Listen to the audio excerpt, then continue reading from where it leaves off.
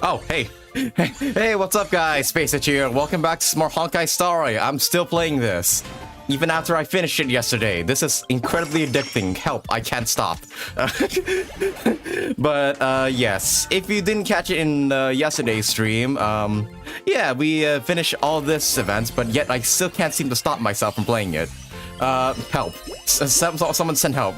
Someone send someone to send, to take my fucking hand off my freaking mouse, because I can't stop this right now. Look at how much money I'm making.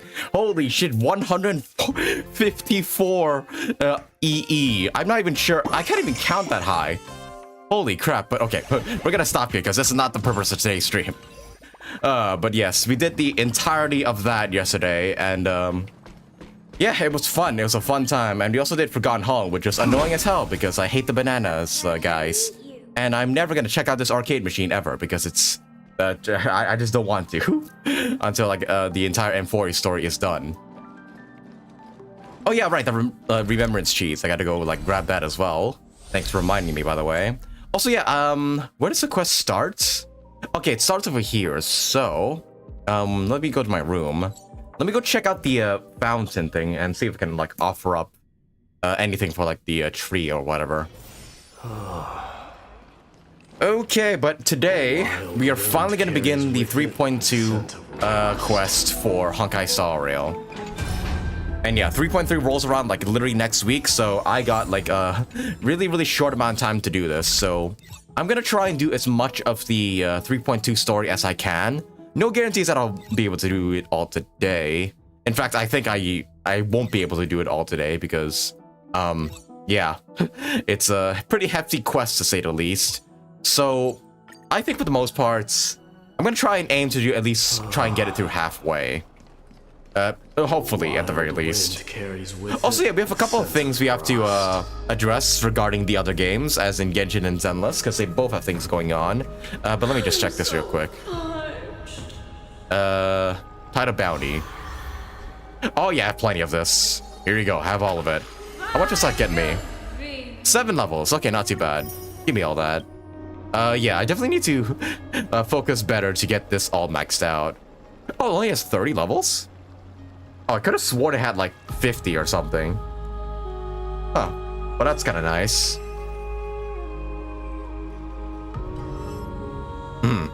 It's a balcony in the Chimera. I see. So yeah, that is where the quest begins. Also, yeah, I know I've been getting a bunch of these like memory things, the memory shards or whatever, if I could find them. What are they used for exactly? Because yeah, I have like 89 of these. But I have no idea, like, where to use them. Actually, does it say in the description? Strange crystals. If you place them close to your ear, you can hear them. Okay, yeah, I'm not sure where to use them. So if someone could tell me, that'd be very much nice. But yes, in regards to Genshin and Star Rail, let me just go and pull up the Twitter right here. And also YouTube as well.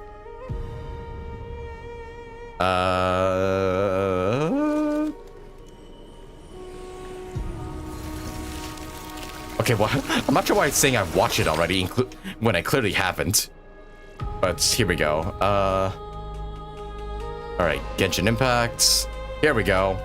If you haven't heard by now, literally an hour ago. Yep. Here we go. Skirk has been officially teased for Genshin 5.7, which is, yeah, finally. Now we finally get all the characters from, yeah, from that teaser image that we saw, like, all the way back in 5.3. And yeah, it's about time. Void Star, Sinner's Pupil, Fool's Master. Wait, Fool's Master? Does the fool refer to the child? I think it is very well you're referring to child. But yeah, she's finally coming to the game in 5.7. I am pulling for her. I am gonna spend all my primos trying to get her. You guys know it already. And yeah, she seems to have like very heavy like lore connections and everything. So yeah, here's hoping we see some more of her in a story quest in 5.7. Very much excited. And hopefully Dahlia is coming in this update too. We still have yet to get any more drip marketing teases. Usually Genshin teases all the characters at once, right? Or are they doing the thing with Star Rail where they tease it one day at a time? You go to the small shop in the Outer Ring. Oh, okay, thanks for letting me know. What's me as students? Such much fortune for them, I mean. Whenever they show up. I don't know how to say that. The Visionary and Sertology the Foul. Wait, Sertology? Wait, that's a familiar name. Wait, where have we heard that before? Oh yeah, I think they're one of the primordial beings or something? The primordial dragons? I have to look up what Sertology is. Hang on. Genshin Sertology. That's a foul. Oh, wait. He's Skirk's master, the owner. Oh yeah, the owner of the fucking giant whale, and one of the 5 sinners of Kanya. That's who it is. Oh. Okay, so we'll finally get some lore related to the sinners at long last, which is very much exciting. Normally it's all at once, but ever since Natlan, they're slacking in the drip marketing. Okay, yeah, so they're doing the one character at the per day kind of thing. So hopefully Dahlia will be teased tomorrow. But yes, very, very much excited for Skirk, and can't wait to pull for her in 5.7. Here's something I can get enough primos before her battle rolls around. And not only that, we have a little EP here for Hugo. It says I watched it already, but I clearly haven't. But yeah, I'm kind of glad he got an EP because he's releasing tomorrow, and I kind of want to give this a look-see before we begin the 3.2 quest of HSR. The promoted ones, when we beat up the giant whale, which is ironic considering their master's pet. Oh yeah, right. Yeah, Skirk did say like the giant whale was Sertologi's pet, which is kind of interesting considering that whale almost destroyed the entirety of Fontaine. So yeah, here's hoping we see her again, and then we get some more insight into her master, into her, and her relationship with Child and everything. But yeah, cannot wait for Skirk. And yeah, I think we should also watch this Hugo EP as well before we get started with a Star Rail. Let me just go ahead and just meet up the game here real quick, and then we'll start this first things first. Okay, but Hugo EP by Curse My Fate. Oh, this is him in the in that little room where he faces Dark Self, which looked like a bamboo for some reason. Normally, they release drips a few days before the update, but now it's a week after the update. Oddly enough, the leaks came out before the drip marketing, which is big yikes. Yeah, usually, weren't the drip marketing things meant to counter the leaks? To tease the characters before they were even announced by the leakers? I don't know why they're doing this so backwards now. It's kind of odd. But, yeah. What can you do, I suppose? I guess Hoyo has a bit of a change of management regarding drip marketing. But yes, yeah, we'll start the 3.2 quest shortly, soon. But first things first, I want to watch Hugo's EP here, because, yeah, since it's an EP, it's going to have a banger, and I hope the banger is, like, really, really good. But, yeah, let's get to watching Hugo's EP first things first. Let's go. I Curse My Fate, Destin et Malediction? I don't know what language that is. I think that's German or something. Yeah, someone correct me in the comments or something. But yeah, let's give this a watch here. Feels like it's kicking in. Yep, him being Because of your gray eye. It's all your fault. yeah, that's exactly what played out in the story. Oh. Oh. Oh. Yeah, what language is this? Is this Dutch? German? I'm not so sure. Oh, that's her sister. We never actually got to see her. Yeah, she was like the only one who's kind to Hugo, and she paid the price for it, right?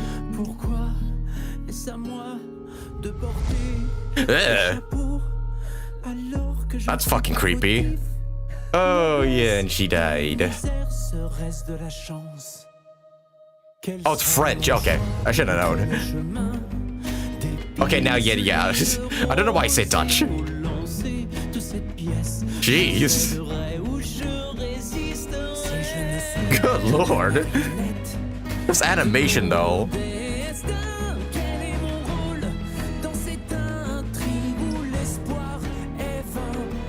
Yeah.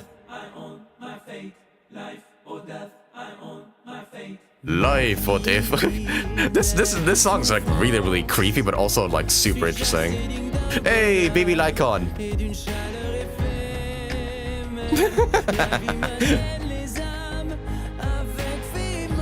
Oh yep, and the birth of the mockingbirds. Why do we actually get to finally see them stealing shit?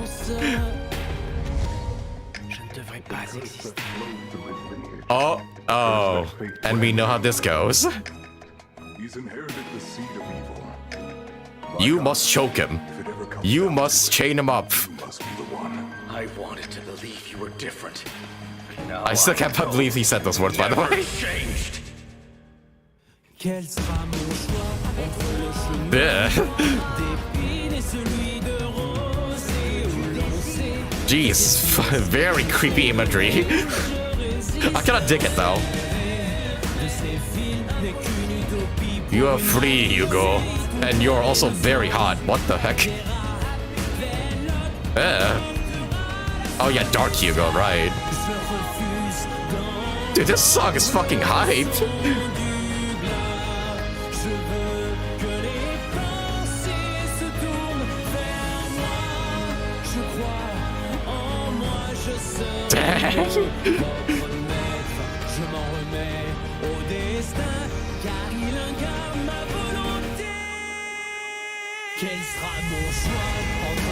Okay, well, that's that's something for the Pajojis to draw. Ah, why is he tied up? I am free. Dang. Jeez, why'd they make this man so handsome in this trailer? I mean, he always was, but even more so. Yeah, with that fucking shirt off and everything. Okay, Hoyo. We see who you're appealing to.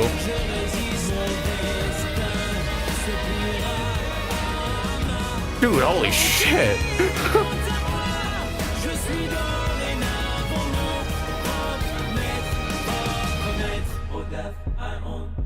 Dude, I fucking love this song.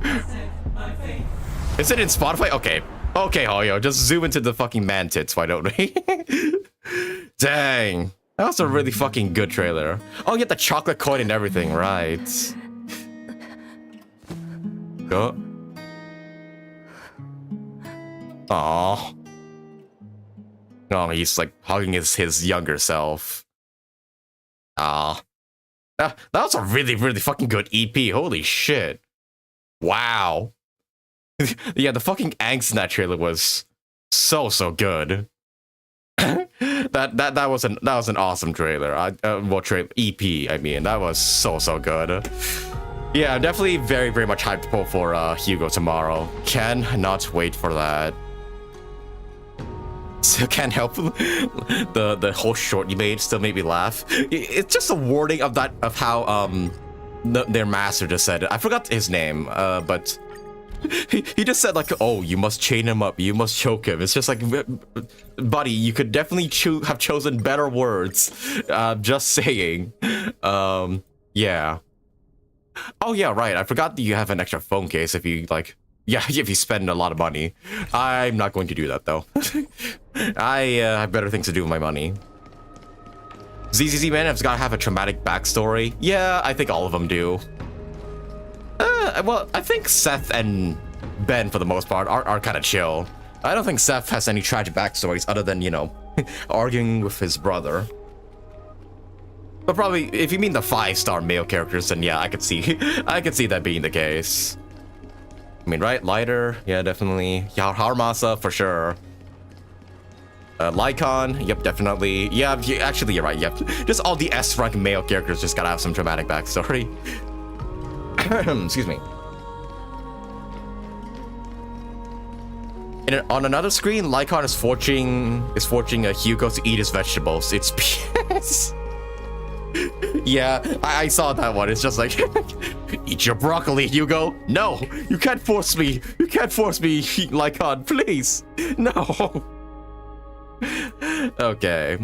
But also you said the shop where I can spend my memory shards is at, where is it again? Let me scroll up here.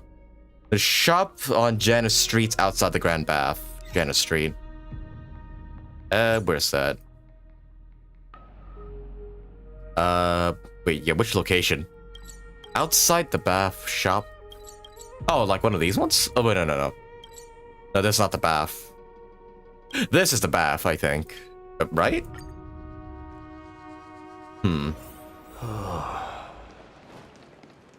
Yeah, I just want to double check here, see if, yeah, wait, are you the guy I buy from? Yeah, right now I watch two teens argue.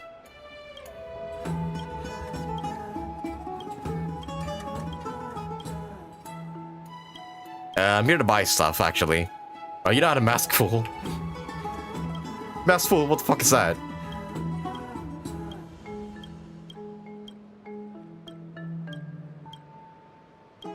Yeah, hang on. I didn't realize there was dialogue to each of these shop guys. I just want to buy Curiosity is a like treasure. stuff from you. Is it this guy? No, it's not. Okay, but this is like lore stuff and whatnot, so I might as well get it. The teleport outside the bath on its left side. Okay, the teleport on the outside of the bath on its left side. Oh, it even shows the icon. Okay, I'm stupid. Clearly right there. Gotta think of it, I haven't paid a visit to the shop guys in Emphorius yet. I should, like, yeah, visit them sometime. Open up. I want to see what I can do with my memory things. Open. All right. You, right, the Janus steed. Any other products? Okay, here you go. Oh, hi, kid. Enough, I'm gonna make preparations. Cherish Janus in your heart and wait here quietly. Well, I gave you some stuff. Oh, here's where I spend it. Okay. Oh, okay, it's just for these mysterious gifts and whatnot. And also music tracks, too. Sure, why not? Let me just get all these, why don't I? Since I have so many already. This one, too. To the Gogo. This one as well. I'm gonna guess you have more once I do the 3.2 stuff. I have like 100 of these. Yeah, I wasn't even sure where to spend them. I just read your stuff in Discord just to collect these, and so I did. And I realized they were meant to be spent on these. Well, I'll take your entire stock. A mystery item, a boss behind the gate. You seem to have bought something rather amazing. Awoo. Awoo. What, is there a chimera back there? Oh. As the light dims, a cute but strange creature appears to you. Hi, little chimera. Nobody knows what lies beyond the gate, but look, it looks like Janus is willing to bless you. Take this with you. This wee chimera belongs to you. An unexpected outcome. You're going to argue against the wooden horse, but this little chimera's already glued to you. So let's stash it in our private bath for the time being. Wait, do I get it as a pet? Do I? Oh, no, I don't. Yeah, seemingly I don't. Ah, dang it. Would have been a perfect opportunity to take it as a pet. Wait, so is it just like chilling in my room now? By the 15 you get your own baby. Well, clearly. I'd love to go in. Hang on, is he just chilling in my room now? Oh, he is. Hello, little chimera. Oh, I'm your chimera. Is there anything you need me to do? I didn't realize you spoke. How about a handshake? How about you bark a few times for me? Why aren't you working? We'll save this for later. Transform. Oh, wait. Oh, this looks like a suitable place to put the mysterious object you bought from the wooden horse. Though you still have no idea what's inside this crate, you want to tear open and see. With great anticipation, you tear open the crate and find a giant sea seal doll. Recall someone referring to this species as the divine beast of Bagusa. Perhaps placing a doll of a divine image in your room will bring good things your way. Oh, this thing. Well, anything to, I guess, decorate my room. Oh, I actually have a cutscene for this. You embrace the seal doll in your arms and lose yourself in the comfort and warmth of its fur. Drowsiness and an illusion of happiness begin to slowly sprout from the depths of your mind. You enjoy a wonderful moment of peace and quiet in the baths. This is exactly what you expect from a sacred beast of Agusa. Just a touch is enough to enchant you. You really come to understand its mysterious powers. There's no doubt in your mind that you want to come back here again. Before the Awu firm event, you can't understand. Oh, but because I've already done it, I now can understand what he's saying. That's cool. Yeah, just chills in my room now. You got the phainon chimera. There's only 4 colors and cannot be randomized. Oh. This one's a phainon. Oh, so wait. So I can only own 1 chimera, or you mean I can own 4 of them? Interesting. Did not know that. Besides, we have the other bubbles we can get soon. Oh yeah, true. Right, as well, I gotta start doing this seal event as soon as I can. I'm gonna... Actually, yeah. I forgot about this event, so I think on Friday, like, provided I finish up the 3.2 story, I think I'll use Friday to try and do the entire, like, Seal Slammers event. Yeah. If I can. Oh, you can only get one, but I guess the color is randomized. Gotcha. Did not know that. Also, right, I also have this, the memory stuff that I can put in. I've been, like, yeah, kind of neglecting to do this for, like, a good while now. Oh, Space Age, look at time if you eaten properly. Hey there, main course. What? Don't joke about that, you scare me. I'm digesting my meal right now. I was hoping to invite you for a walk. The midday sunshine is lovely. Come on, try it, see how comfy it feels. Close the book. Okay, right story. Yeah, how many of these do I have? Oh, right, yeah, 4 of these. Let's get our boy Phainon in there. Those flame-chasing people, those forgotten stories, as I've written.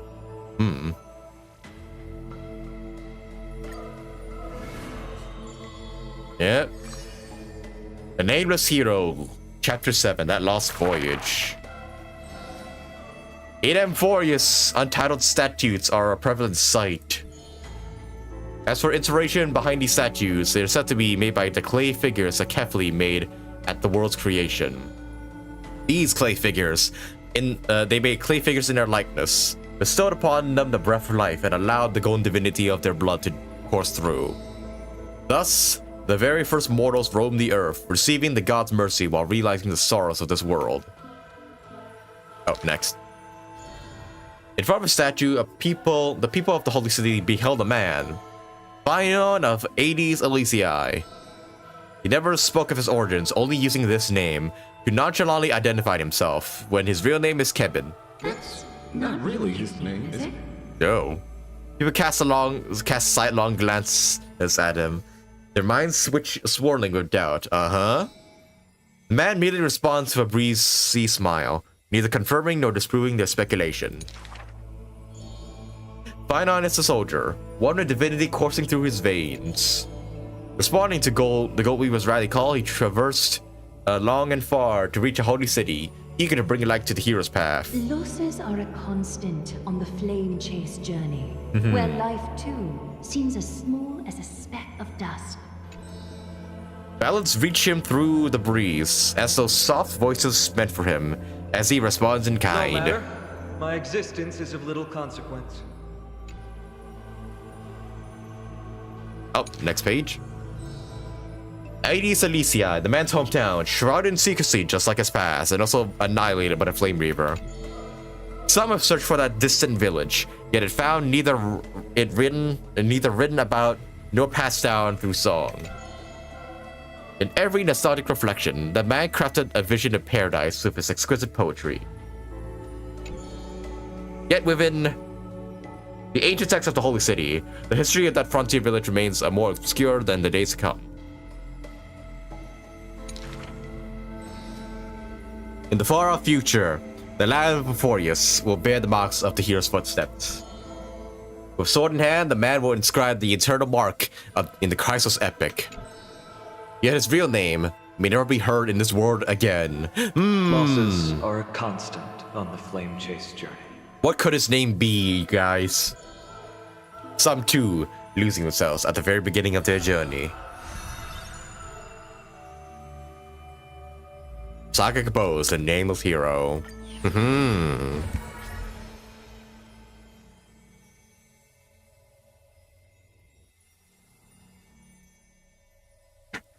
Okay, well, yeah, we might as well do all of these, like, while I have the chance. I probably will get more after 3.2, so yeah, let's do some of these now. The triple tribbes, well, we know their fate. Oh, there's 2 chapters. Okay, we might as well do them both. Oh, I'm gonna guess they have 2 because, yeah, we saw the fate of one of them. In the corner of Akama, the newly arrived traveler stops for a moment. He rubs his eyes. 1, oh. 1, 2, 3. There's 3 identical children?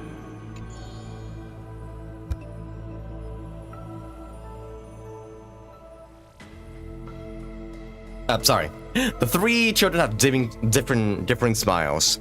One is beaming, one has a shrewd grin, and the other one is smiling serenely. Yet each of them look just as mysterious as the other 2. Stranger, welcome to the holy city. Yep. Rest in peace, Trian, by the way. Tribios. This name has not been mentioned for some time. Only the elderly priests of Yanisopolis know the true significance of this name. High Priest, please guide us once again as we spread our wings on this long journey. As music from his hometown plays, the smiling children gather around the old man. They wish that the twilight breeze would carry away all the tales of sadness. The endless times looms like a dark cloud, hanging over the holy city's residents and shrouding them with worry. Hello? Do you need our help? Like torches dancing in the wind, the children illuminate the alley. Yeah, maybe I should have done this like way earlier. They wipe away the woman's tears, babies sleep amidst the whispers. On the windowsill of those in prayer, their light footprints remain. The citizens call them, Pillars of Akama. yet they simply shake their heads. There's no need to be so somber. How about we play a game together? Guess who we are? The three soared and landed in front of the townsfolk. Trian. No, we're Trinin. Trinin is the quietest of the trio. Are you Trinin? Yeah. Wrong. We're actually Trian. Trian's the most spirited of the trio. And of course, Then you must be Tribbie. You're right. Good job. Tribbie is as enthusiastic as she is adorable. It matters not whether they can tell the trio apart. Of the most importance is their sincere smiles. We will show you the path to take. The children fly ahead, guiding the lost back to the main road. Up. Oh, I thought this would be voice. So you literally show people the right path to take. You're lucky. You merely took a wrong turn. Yeah. The children flew before me. It was rare to see them so quiet. However, there are many more unfortunate souls who have lost their direction in life. Up, and that concluded. Triplets of Fate Tribios. And, well, we know what happens next. There's once a dying soldier on the battlefield who wished to bid farewell to his lover in a distant city far away. The child leaned towards the soldier and said nary a word as she listened to his final words of comfort. As for the other two children, they were in the city, beside a bed upon which a woman was lying in eternal rest, wailing uncontrollably. Not only do these three children share each other's senses, their souls are all also interconnected.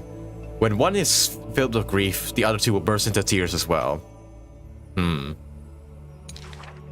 Perhaps we should tell you some happy tales instead.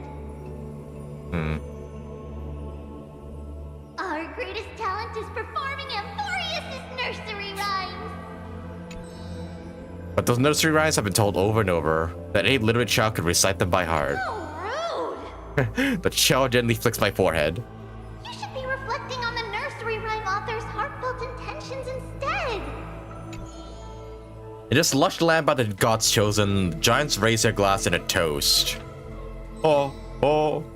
People commonly see the children riding on enormous flaming rockets, shooting like stars blazing through the holy city. Dangerous. An old man worldly wishes the children to stop. Not Trinin. Oh, the quiet child shakes her head. That's Trian. The exuberant child raises her hands, Ugh, stop nagging. and the mischievous child pouts. Can't I just play with something I've created?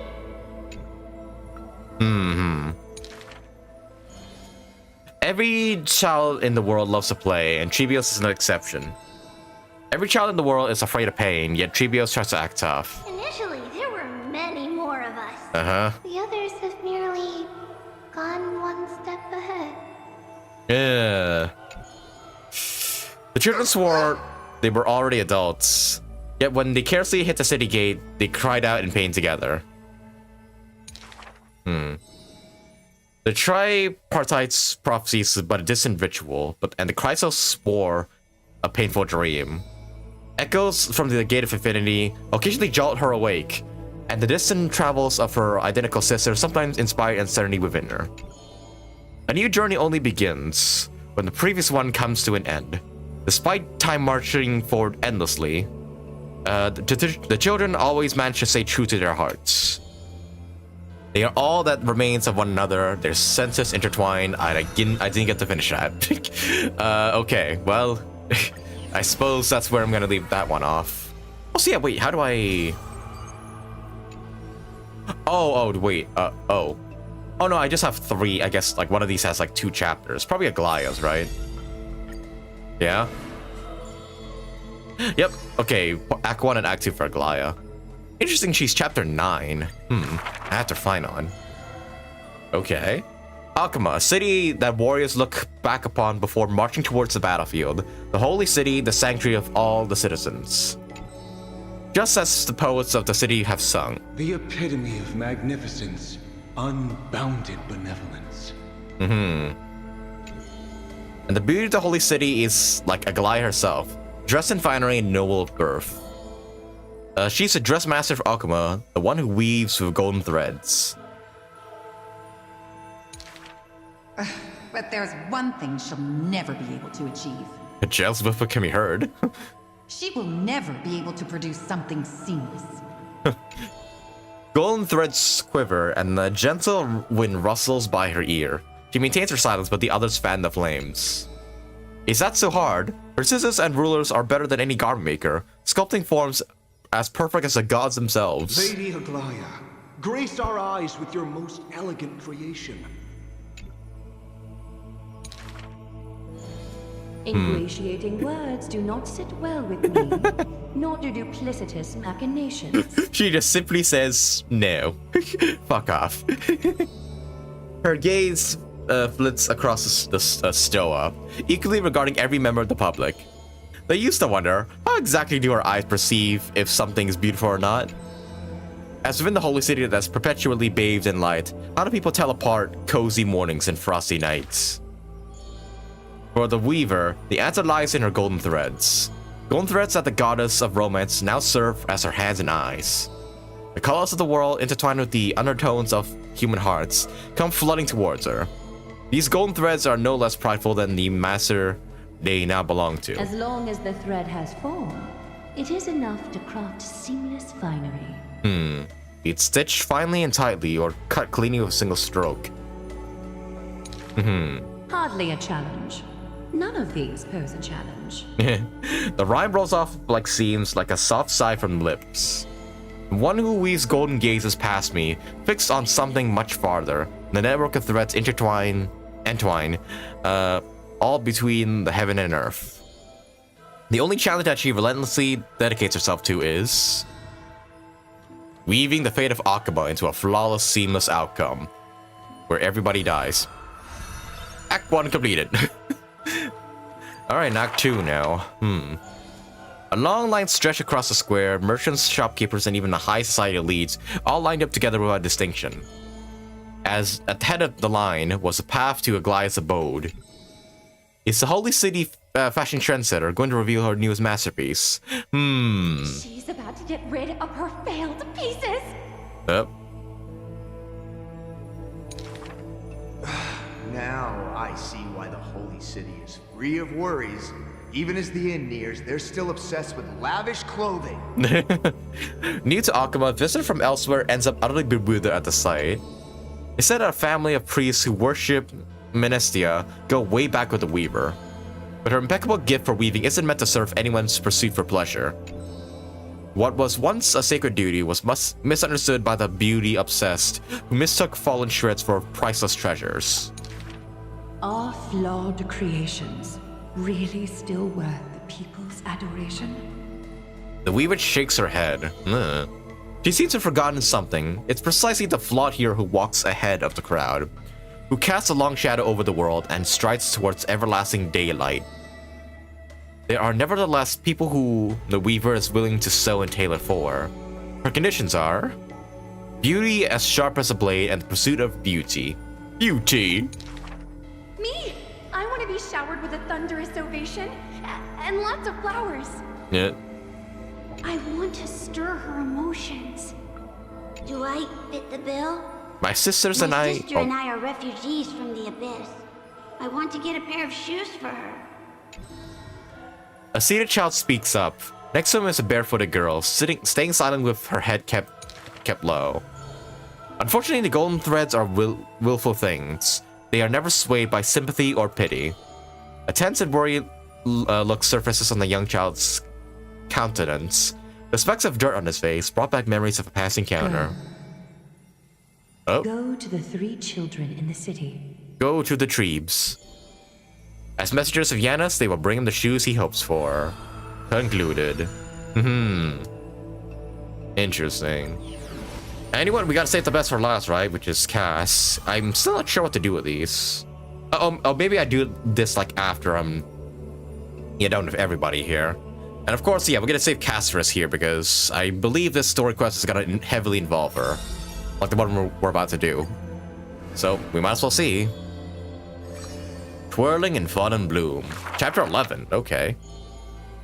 I see a sword that grants death, a shackle of destiny, next to the silver-haired girl worshipped at the Mises height glow.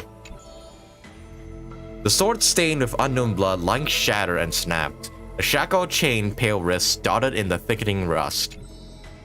Priest asks with a shaking voice, "Upon whose fingertips will the butterfly perch?"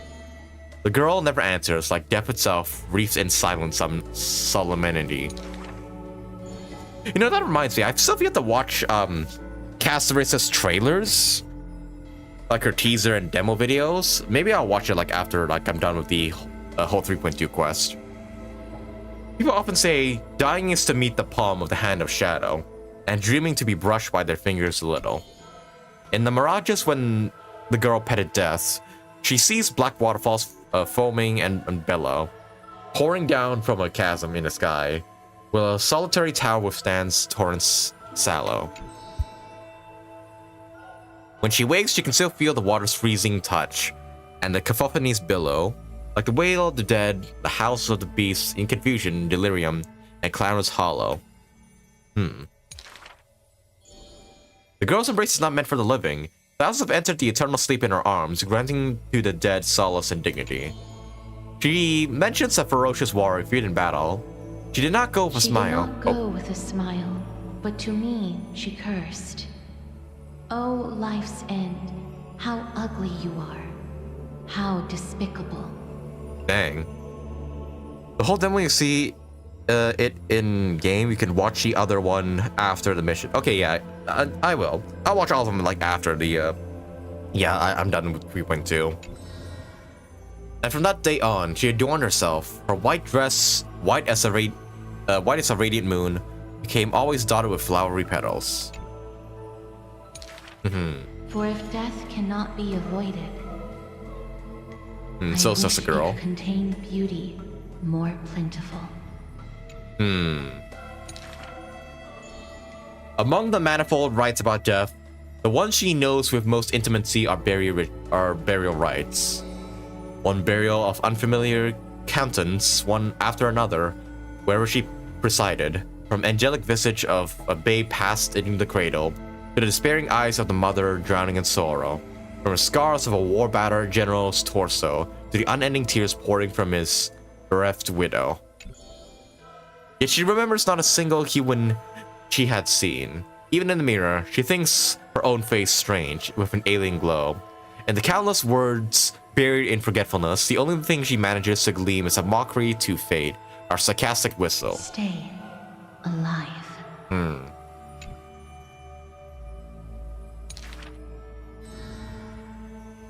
When she cast aside the shackles and stepped beyond Idonia, a deja vu most violent seizes her whole. Did she perchance conduct some previous escape? Illusions dance across her eyes. She had once drifted in an endless river, then drove her single boat out of the Doge. She had wandered in the battlefield, covered in corpses, then recovered the path back to life. Why must she escape? Over and over again. She now knows the answer and quivers, for it is a ludicrous surmise. The woman embodying death walks this world only because she knows she must stay alive. But alas, at the time she knows not, that death is not the end, and I did not get to finish all of that. Fuck. Come on, man. Give me some time to finish it up, game. Okay. But we got the stories here. The flame chaser's path has been lit. Okay, yeah. Now what do I do with the 3 things? Oh, right. Oh, this is how I get, the memo TBs, like, eidolons. Oh, there we go. Now I have her E6'd. Yes, okay. And some more Jades for, Cypher and phainon. And Saber. Okay, so can I, like, put in some more of these to... Oh, I can. I use these to get more stories. Okay. Yeah, maybe a while before we start the story quest here, because I do want to read all of these. Got a lot of catching up to do. But yes, mydei. I mean, we know... Oh, no, this is chapter 2 of his story. We've already seen chapter 1. Well, now we know his, where he's going here. Since which day did he become known as mydei? His strength rivals all lands, but the man pays it no heed. For the authority of a king can end another king, and only strife can end strife. The torrent of conquests crosses the barrens, yet with homeland's blood, it is destined to be stained. Space, a lot of people really need to progress the story. Oh yeah, we do. I can always save this for like maybe the next stream or something. Yeah. But we'll finish mydei at the very least, because, you know, this is what happened last time. None dare to shake his hand in greeting. For his hands burn as a blazing sun, soaked in the might of the flames. What a mighty feat it is. In the aftermath of defeat, the man digs graves for the deceased soldiers, sparing thousands with his own hands. In that fight, he crushed all invading blades with his fists. A body immortal that may never fall, but tears of pain in his heart still flow. His years of drifting made him detest water's waves.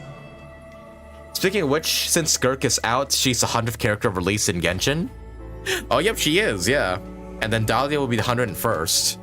Crazy. It's crazy to think that, yeah, we're already up to 100 characters. Like, jeez.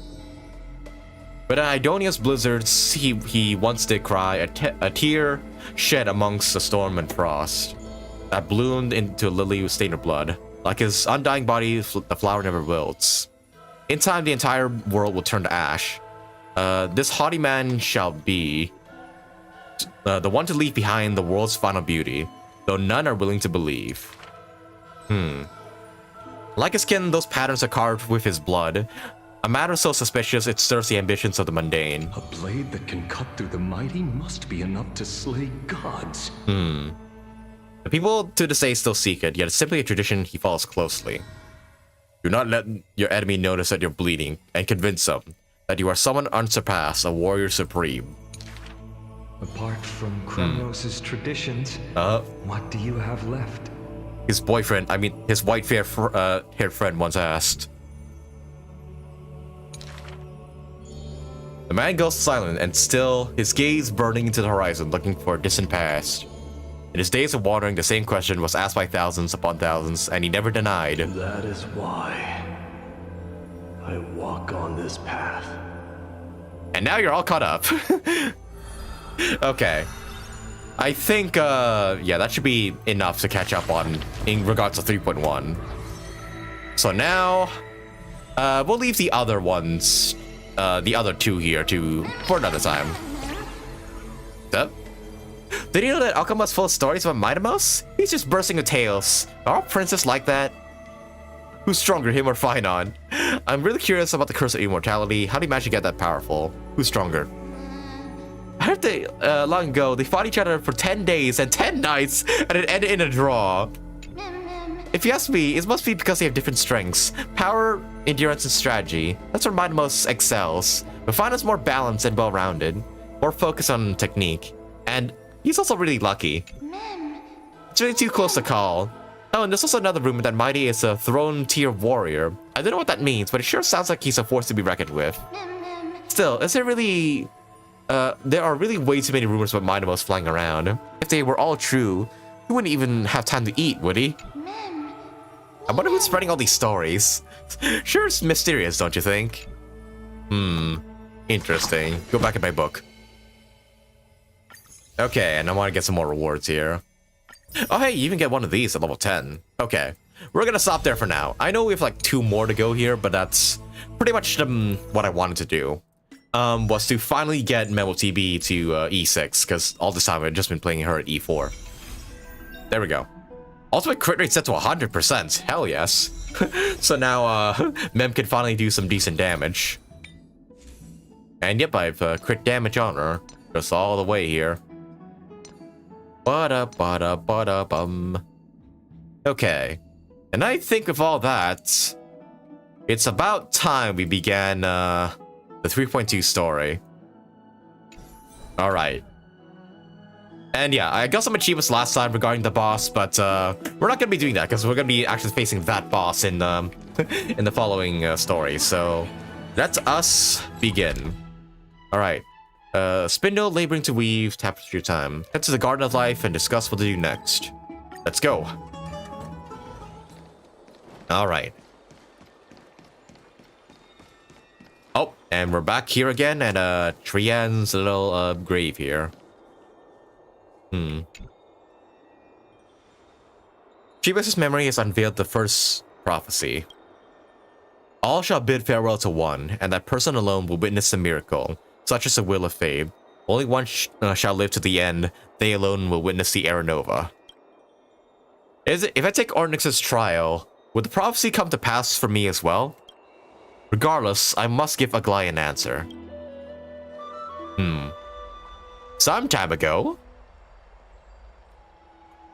Ah, it's you, Cass. I finished the anthology of poems you lent me. Here it is. Have at thee. I thought you'd be too preoccupied to find time for reading. Precisely because of these obligations, I felt compelled to read it swiftly. Right, yeah, we would suggest it to be Ornyx's, bearer of the core flame. I don't think it's gonna be us, though. I can't imagine it being anyone from outside of Emporius that could be the core flame bearer. Wouldn't all these preoccupations slow your pace? On the contrary, knowing that time is limited can push one to overcome their limitations. The weight of these responsibilities seems to have enhanced my reading efficiency. I understand completely. During my time at the Grove, the closer exams drew, the more efficient I became at tackling everyday mundane tasks. Anything but my actual studies. I'm sorry, did they fuck up the fucking lip syncing of Castorice? Because her mouth just did not move for a solid 5 seconds after she started speaking. I feel like they kind of mess things up with Castorice's lip syncing. Precisely. It's not a problem with the other characters, it's just like Cass specifically. Disciples of the new Sporists. I assume that Anaxa's exams were as unreasonable as the man himself, correct? Meh. Oh yeah, that's another thing I'm excited for. I want to see these two interact. Courses Professor Anaxa taught were Anaxa and Introduction to Alchemy and History of Mythology. And to be perfectly honest, those 2 courses were the students' greatest nightmares. Yeah. The History of Mythology, taught by the blasphemous great performer himself. I can imagine their fear. Now that I think about it, students would often rush to the podium during class to challenge him on those blasphemous ideas. Right, yeah, I was told that, yeah. Anaxa was a teacher of phainon and Cass. As in, yeah, they were his students. May I ask, Lady Aglaia, has your relationship with Professor Anaxa always been like this? Yeah. Let's hear it. He openly dismisses people's faith and questions the very justification of the flame chase journey. Our positions have been destined to be at odds. While you were studying there, I assume you must have heard of his nickname. Dromus draped in finery? Dromus draped in finery. As I see it, this nickname is more of an insult to the Dromas. Alright, he loves the fuck out of Dromas, doesn't he? Isn't it? I'm not sure if this is like fan-made or something, but I think somewhere in his voice lines he has like Droma pajamas or something. Again, I'm not sure if this is like a fan-made idea or if it's actually canon. So if someone could let me know, that'd be fantastic. Despite his insufferable arrogance, This is the voice I do arc. hold a certain respect for his nature as a scholar. To remain true to his principles, he is unafraid to stand opposed to the world, and that requires considerable resolve. I do kind of get the vibe that like Aglaia and Anaxa are like exes or something. At least that's how they seem to treat each other. Anaxagoras' life is almost like a satire. As a Chrysos heir, he refuses to heed the prophecy, while he disrespects the gods. The gods have chosen him. He was indeed chosen by Circes. Uh-huh. Is something weighing on you, Cass? The golden thread is quivering. I sense there's more to this exchange than idle chatter. Yeah, probably her gonna wield the Death Titan's core flame. With all due respect, I'd like to know what you plan to do with him. I plan to kill him. In light of his assistance in the battle against the Flame Reaver, I am willing to grant him some time to find a way to remove the core flame. Remove it? Why not let him keep it?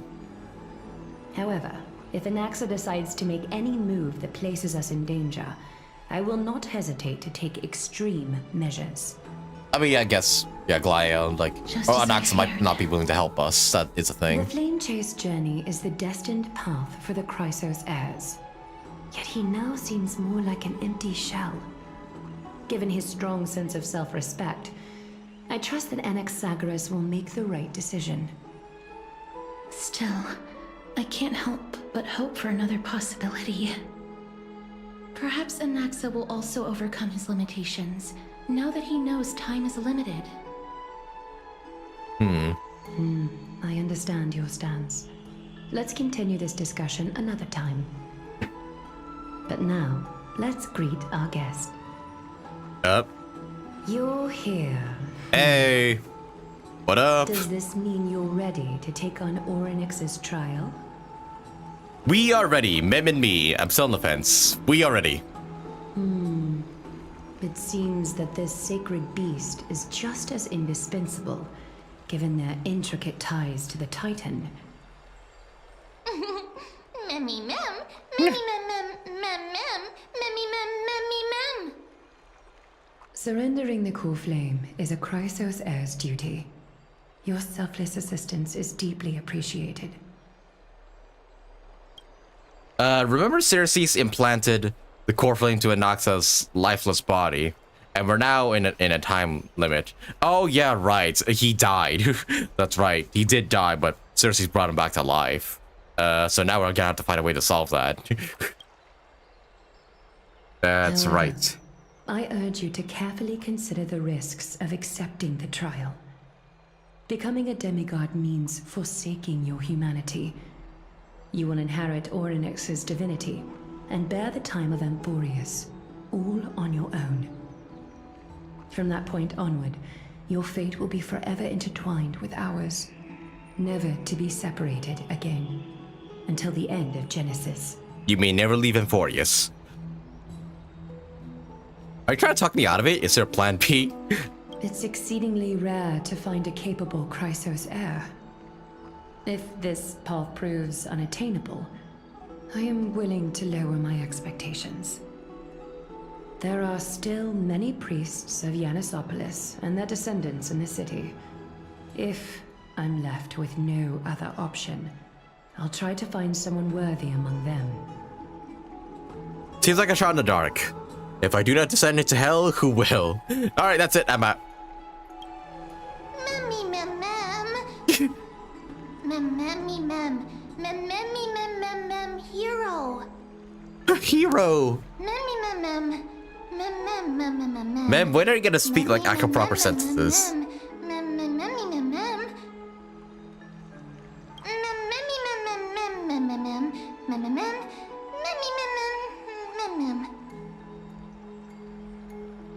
It looks like you know that Titan rather well. Wait, what'd he say? Like a child. Oh. Memmy mem mem. Memmy mem mem mem. Memmy mem mem mem mem. Memmy mem mem mem. Memmy mem mem mem. Huh. Memories that exist outside of your own experiences. I can't explain why, but I can vouch for Mem's words. When I was in the Abyss, I heard the Titan's groans, full of pain and grievances, yet without any ill will. Mem space itch, mem. I have no idea what you're saying. Trust you to make the right call. Do I even have a say in this? I trust you. Since you've made your decision, go back to the bath chamber and get some rest. Trinan will call for you when the ceremony is ready. Alright. It is difficult for me, as the guide, to absolve myself from blame for things to have progressed to this point. Time and again, you have risen to the occasion for Akima. Nearly rewarding you with some honeydew is no longer able to express the extent of our gratitude. I mean, I wouldn't deny more honeydew, though. I hope that we'll have the chance to have a long chat regarding your return journey and the curse of the sky. It's about time that we lift the taboo and discuss things openly. Alright. Before leaving, I should go say hi to Castorice. Hello. Miss, may everything go well for you and Mem. Also, can we talk about you touching me? Like, in the previous act. You need a Goliath for something too? It's nothing. I only came to discuss some matters with Lady Aglaya. Previously, I lent her an anthology of poems that Lady Trian had gifted to me.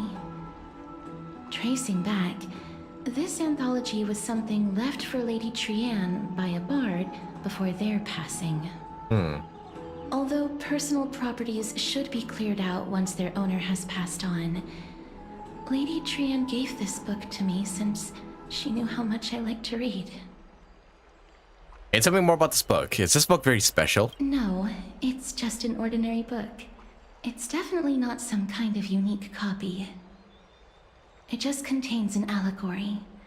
In a faraway land, in a city known as Styxia, a dragon corrupted by the black tide descended one day, swooping upon the city like death itself.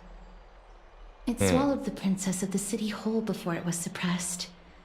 After taking down the evil dragon, the warriors discovered that the princess's life had already met its end.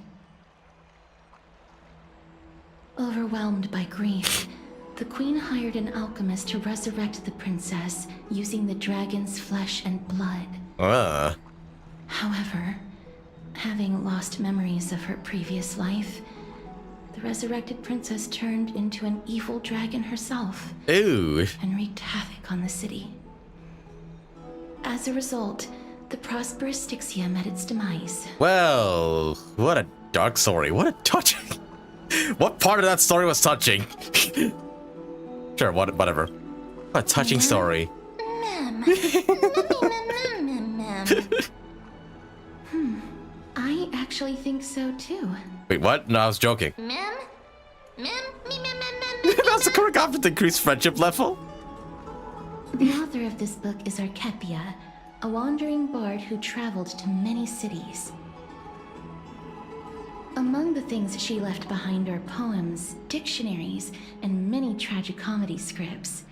She even clearly underlined and took notes in books that covered myths with her elegant handwriting.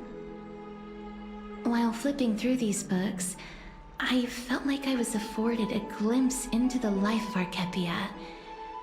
It felt just like I was traveling with someone that I'd never met before. Yeah, by the way, I picked that completely as a joke. It was as if she had yet to pass on and was still alive. Don't go through their life without leaving their mark behind. She probably did not think of it much while she was writing. That's right. Writing, drawing, and taking photographs. It seems like human nature to try and leave records of things. Speaking of taking photographs, when I was helping you to take the photo previously, I did not look through the photos in your photo stone out of courtesy. But I'm also very curious about the story of the Rosy Celestial Maiden. That's just my friend March 7 who's in the ice right now and probably is gonna have a major role to play at the later point in the story, but I guess we're not gonna get that anytime soon. Despite having visited many cities in Amphorius, I still understand nothing about the world beyond the sky. If there is an opportunity... Forget it. Let's talk about this in the future. For now, I only hope that you'll be able to complete the trial safely and obtain Orynyx's blessing. I guess we'll see. I don't think there's anything else to do here. Time to go back to Dr. Dan Heng. May you complete the trial safely and obtain Orynyx's blessing. Alright, will do. Although I don't think the core flame's meant for me. I really don't think we're gonna get it. I could be wrong, but I guess we'll see. You pull castorice? Well, you can see right here. Yeah, I did. So yep, she's gonna be a part of this story. Oh hey! Phainon! Citizens Assembly. Oh, partner, you're back just in time. This is something that the both of you should probably know. Some good news? More trouble? I wouldn't call it trouble. I just think it will be favorable if the both of you understand the situation in Akima better. Okay. Do you remember the Council of Elders as that was on our heels previously? It seems they made their move. Oh. Some background information for you. The Council of Elders is an authoritative body in Amphorius, made up of different city representatives. They hold legislative power over the Holy City, and are in charge of presiding over the Citizens' Assembly held once every few years. This is the most important social event of Akima. It is highly influential, and can even affect what happens to the Flame Chase journey.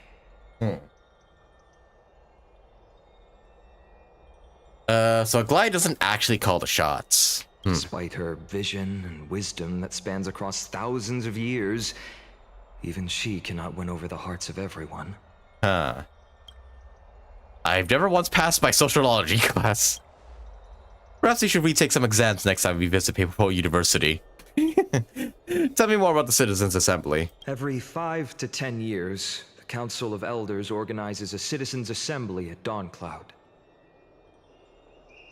During the assembly, the representatives will vote on major issues, such as whether the Chrysos heirs led by Aglaia should still hold the right to govern the Holy City, and whether the Titan's conquest should continue. It seems like some sort of system to balance out the heroes and the mortals. That is correct.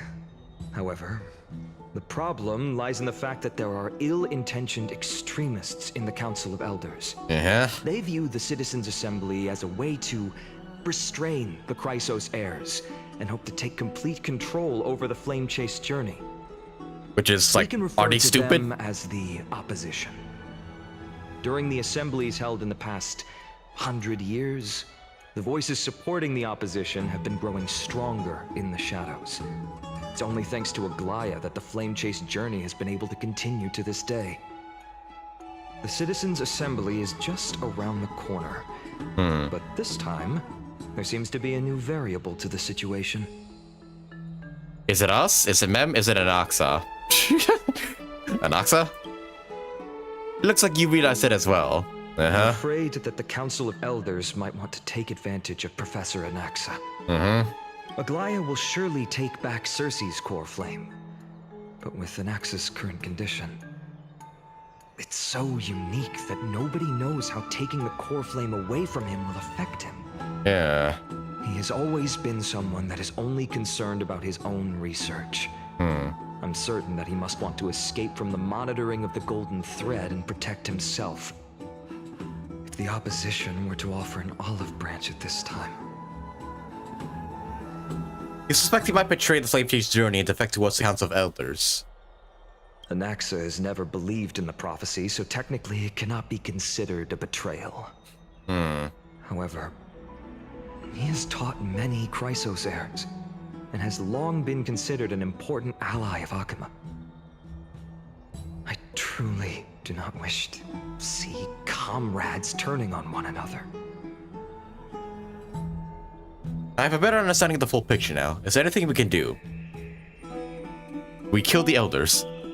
As I believe in his character, I plan to plead with Aglaya and try to buy more time for him. Then, the greatest way in which you can help is for you to know what I am fighting for. Okay. We understand. Thank you for being honest with us. Things are piling up again, Space Edge, and Mem are tied up with the Onyx's trial while I'm preparing to visit the Grove to uncover clues about the war beyond the sky. Let's take things one step at a time. I want to rest right now. None of those things seem like they're going to be easy to deal with. I want to rest. Allow me to apologize for the fact that we always seem to be troubling you. Nah. I hope that Oryx will show more benevolence and be more accommodating. I remember that they seemed quite fond of you back in the Abyss. Go and rest and regain your strength. We'll meet at the Vortex in a few days. Oh, right. You can read this scroll if you want to find out more about the Council of Elders and the Citizens' Assembly. Okay. I didn't read on that. Do you want to? That's a lot. I don't think I'll be reading it all. I think with what we got from phainon here, I think that should be enough. You want to? Yeah, I'll pass on reading. Okay, study at the Citizens' Assembly. Also, right, what have you guys said? You can actually see anaxa with the drone things if you look at her like emojis here. You honestly kind of forgot about these after a while since I don't really message anybody in this game. I should clear up all these new badges. Okay, here we go. Oh. Oh. That is kind of funny. So that is legit just anaxa in fucking Droma pajamas. That's adorable. Did not know that was actually a thing in the emojis, but thank you for telling me. I never would have figured it out otherwise. So I guess it's somewhat canon that he does own Droma pajamas. Well, canon in the emojis anyways. What Lycone did you give Cass? Baibu's Lycone. Because I have no good remembrance ones to give her. This one gives her speed, which she does not need. This one, I don't think really helps her. It gives her crit damage, but I think this is better off on Memo TB. This one is just... yeah, she definitely doesn't need the speed. The word uses skill increases all... yeah, I don't think I need that either on her. She's a DPS, like, character, not a support one, so... Yeah, I just give her, like that. Also, let me level this one fully. Just to see, like, if any, like, future remembrance characters, like, need this Lycone or not. I mean, I grinded it fully, so I might as well. And I think these ones are pretty bad, too, because... Yeah, why would I use basic attack on castorice? Still love the gun emoji, yeah. Anaxa is a stalemate, and we can't inlay it unless anaxa consents. True. You have to agree to be part of the journey if you want to progress the flame chase journey. Anyways, hi Danhung.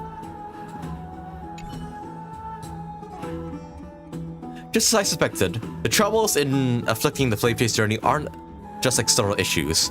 The complex internal politics and interpersonal relationships are also exacerbating the problem. We can't let our guard down yet. We have to find out where we stand in this large interwoven web. Okay. Rest up and prepare to face the trial. Go to sleep. Memmy nervous. Memmy nervous. Memmy. Castorice has thick thighs. Memmy. What? What did you say? Okay, it's not that soon. There's still a few more days until then. Don't worry, everything will be fine. I feel like a sitting duck that has been thrown into the deep end. Speaking of which, I don't remember seeing any rubber duck toys in the baths of Okama. It seems like they only have these seals? Why do you ask? What, Danhung, do you want rubber duckies? You miss rubber duckies, Danhung? Let's just hope everything else goes well. After all, as someone who has earned the gates of an Eon, you should be able to overcome the trial of a regional god just fine. We've also unknowingly gotten used to sleeping with the midday sun shining brightly above our heads. Get some rest, Space Edge. Perhaps a new phase of our trailblazing expedition in M4 is about to begin. Get some rest and wait for the trial. A few days later at the Vortex of Genesis. Esteemed one, Orynyx's vacant totem awaits. If you have already made your preparations to become a pillar of Amphorius, please step forward. All right, look at that! Look at that spa. I'm ready to go. I'm totally not gonna die in there. All right, step forward. Hi, guys. Miss, I'm sorry. I'm not sure what I should say to help calm your nerves. How about a hug? Wait a minute, no, that'll kill you. Perhaps something like, as long as you can successfully complete this trial, the rest of the flame chase journey will be smooth sailing? No, that sounds a little strange. Don't worry, it won't take up too much of your time. Don't worry, you'll definitely make it back alive? No, casters, that's how you raise red flags. I don't need that right now. Don't raise my death flags, please. Oh, sorry. It seems like I've made the mood even heavier. In any case, may everything go your way. Alrighty.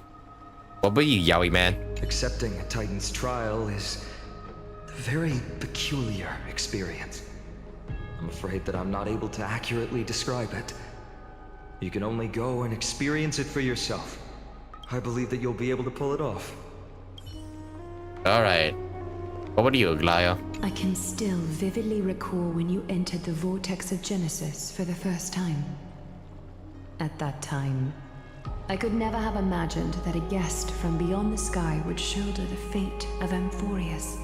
And I also can't believe that you would, threaten to interrogate me and kill me if I answered incorrectly. Don't feel burdened. Just like during the trial of strife, Trinan and Phainon will be waiting for you outside. If something unforeseen were to occur, they will intervene in the trial and rescue you. May Kefali bless you. Alright, let's go. Little Grey and Mem, thank you. Your resolves cannot be questioned. We praise your pure selflessness and courage. May Kefali light your path forward. Get ready to assume Orynyx's divinity, Trailblazer. Up, Trailblazer. I didn't mean to skip that. My bad. I clicked too fast. Let's go. The divine position of Orynyx has already been vacant for some time. We can feel the space of the trial closing. As there isn't much of their soul left, we'll have to complete the ceremony before their soul completely dissipates. Let's begin. I've got needs of fighting fires.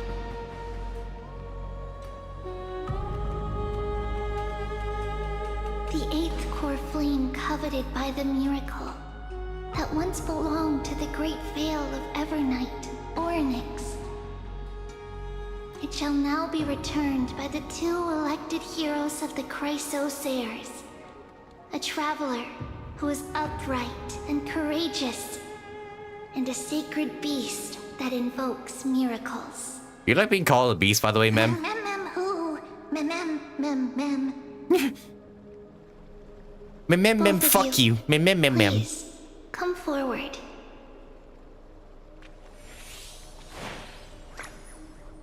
Recite along with us. Alright. O Majesty of the 12 Titans, pillars of the world. Pillars of the world. We seek your divinity. We seek your divinity. The rifts of the world.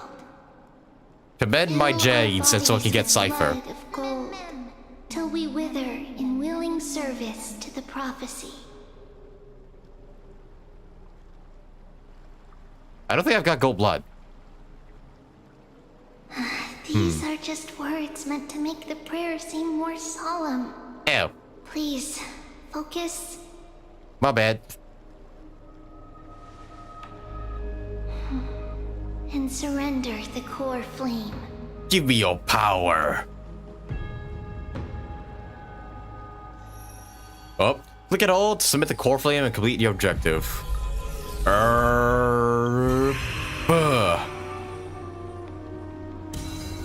Yeah. Let's do this.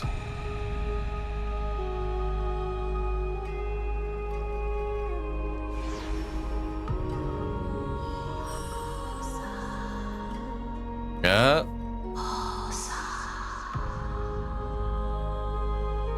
Oryx. Their soul has been waiting for a long time. Hey, it hasn't been that long. Perhaps they're also quietly waiting for the arrival of their successor. Wait. Wait for my return, my friends. I love all of you.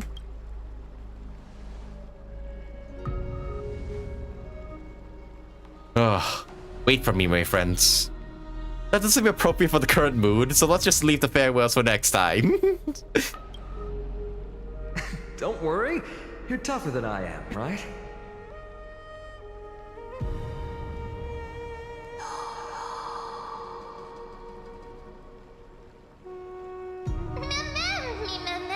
Alright, time to go.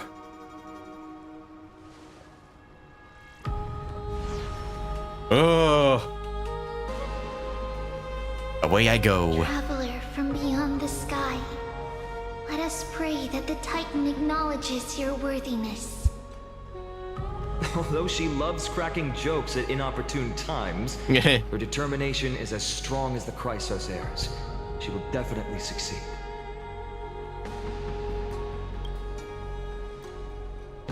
While she's away, I would like to have a chat with you, Aglaya. Yep. Talking behind my back, are you? Oh no, this is about anaxa. Speak.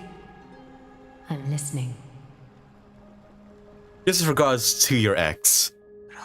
Oh my god, could you stop saying that, please? Why do people keep thinking anaxa's my ex? Yeah.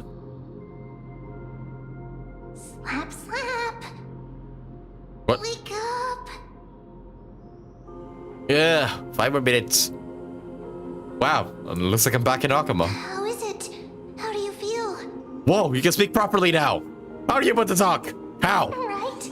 I think that it's amazing too. Testing, testing, 1, 2, 3. Testing, testing, 1, 2, 3. Whoa, this is weird. I have such a cute voice. It must be because of all the memories that I collected. They allowed me to grow beyond expectations. Also, listen. The words of the Titan are becoming clearer. Ah, dang it. Does that mean she would no longer just go mem anymore? Dang it.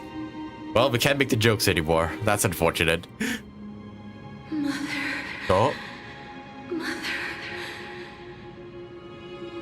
I don't think I gave birth to you. Have I finally reached the end? Or the years of isolation coming to an end? Oryx. Oh, how heartbreaking. Ever since the figure draped in the black cloak robbed them of their core flame, they have been relegated to waiting in isolation in such a confined space. Oh, I mean, yeah, she's calling Mem her mother, right? Their pain, right? Memories. Broken. He was over that. Where? Also, don't mind if I smash things inside the inside this world. Who are they calling out for? It's you, Mem. Somehow, you're the mom. Oh, that's a weird door. What is this?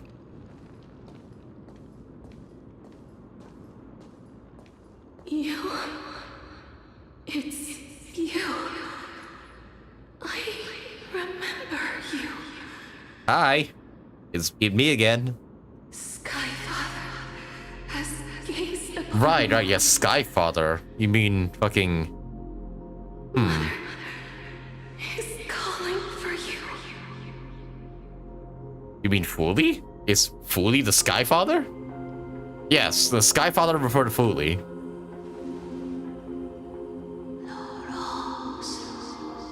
Huh? Time words are indistinct. Each syllable emerging from the mist seems to be cloaked in frost, symbolizing memory. Sky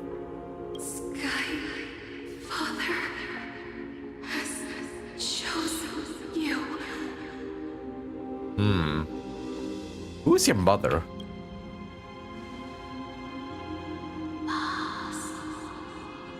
Oh, now you decide not to make that clear. Medusa's voice pierces through the golden mist, reaching the unseen mountain walls in the distance, reflecting and returning to your ears as an echo. Within the echo, you seemingly could make out the cry of a baby. Mother is no longer responding. You come to me because of something important. Give me your call name. Something important. An important matter. Oryx, listen to me. Aren't you tired? Throughout the long years, you have always been protecting the fate of Amphorius. Each time people draw strength from within their memories, every single ripple falls onto your shoulders. There's no need for you to bear this any longer, Oryx. From today onwards, someone else will bear time on your behalf. This is why we have come. Freedom. Freedom. I want freedom. Oh, poor child. Everything will be fine. Let us help you. You can have a good rest now.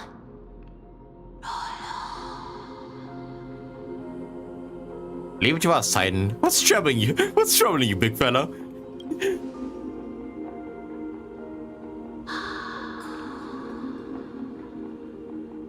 You have potential, strength, willpower, powerful, and tenacious. Thank you? But you lack something. What do I lack? One thing. Lacking something. What is it?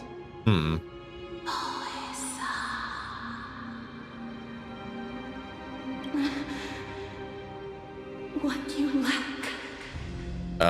is a future. Huh?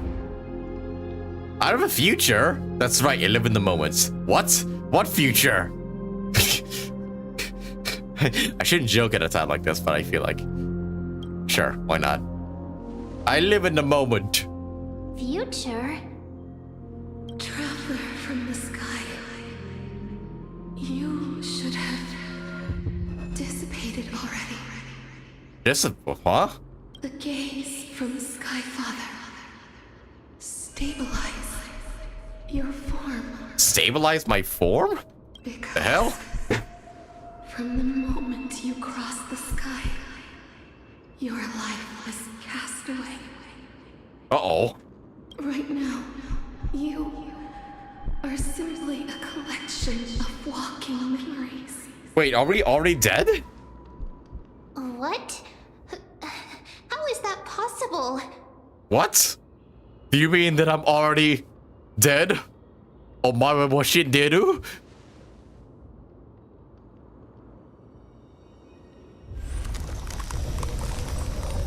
What the fuck?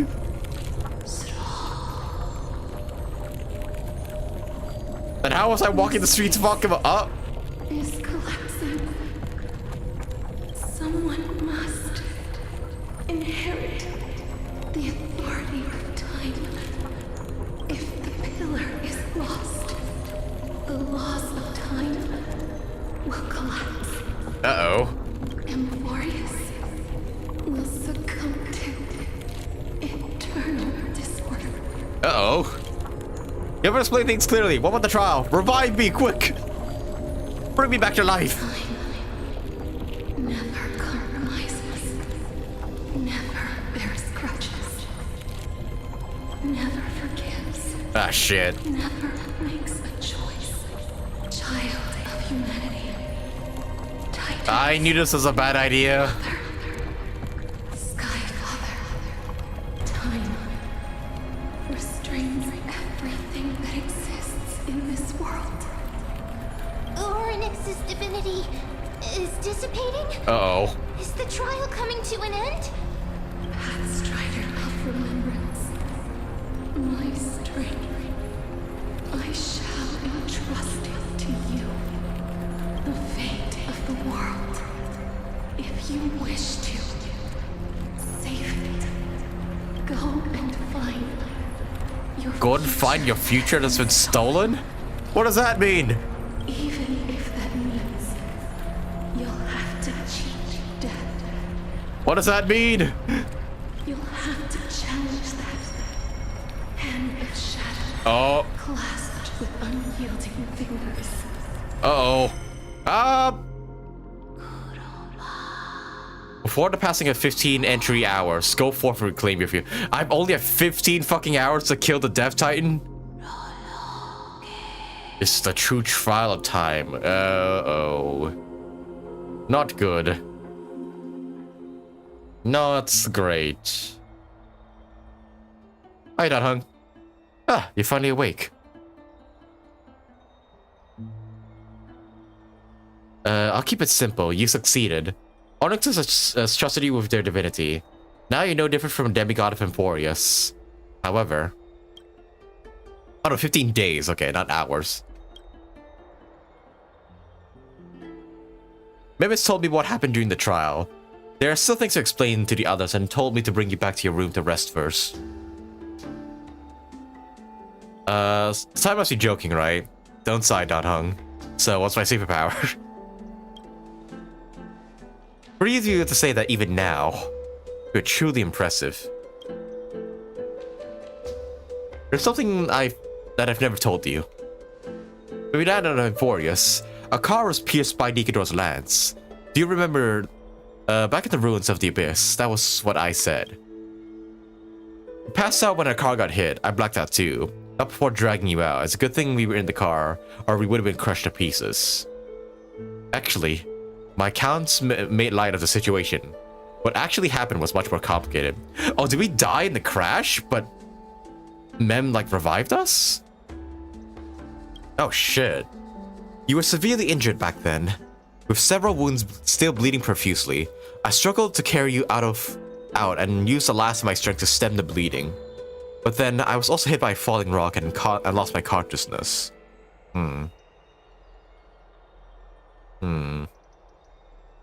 Hurts my heart a little when Danhung frowns. Whenever we get hurt or worse, he doesn't really care about us. Yeah. I mean, considering we're like his new family, of course he cares. Last time I checked, you still weren't breathing, and when I regained consciousness, I saw that you were alive and full of energy, so I never brought this up again. So how exactly did I come back to life? Aha, so you were knocked unconscious by a rock. Fuck it. That's beside the point. I'm not sure whether the Gates of Fuli has anything to do with this matter, but according to the Titan, you are living with a memory in the form of a memory right now, like those objects of the past in the miracles of Onyx. Perhaps Memis is the anchor rope that ties you to the present. I had assumed you couldn't stray too far from you, but the truth might be the exact opposite. What should we do next? Cry for me, Stellaron, do something. Cry for me, Danhung. It's not time for us to despair yet. There must be a way to save you. Onyx mentioned finding your stolen future and cheating death. Considering Mydei's indestructible body, it seems to suggest that there's some kind of miraculous power in Emporius that can even refer to death. The key seems to lie within the Hand of Shadow, whose whereabouts are unknown. Hey, are you alright? Oh, there you are. I heard you two talking about Thanatos. Cass is also very concerned about the warning. She has left the vortex and returned to the garden. Shall we go and look for her? Thanatos is the Titan that Cass has always been looking for. regardless of whether there are any clues, there's probably no one else that understands death better than her. Also, I was surprised as fuck to hear that Mem can speak properly now. Let's do that then, Space Edge. Oh, right. There's something that I have to tell you. The Chrysos heirs already know everything that has happened to you. Yeah, I know. I was too worried, so I told them everything. Don't worry, I Please don't hate me, okay? I get it. Don't worry about a thing. Let's do that then, Space Edge.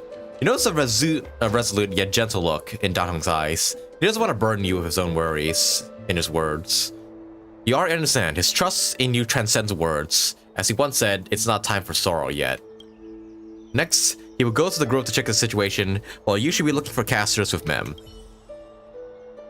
Don't worry, Danny boy, I think we're gonna be fine.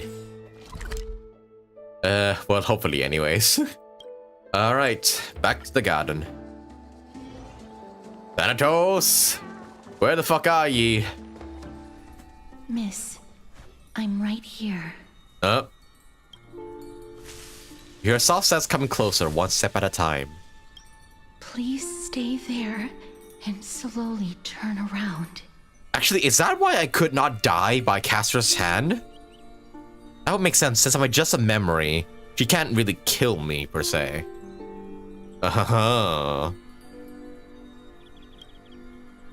For some reason, you feel like you've seen this scene before.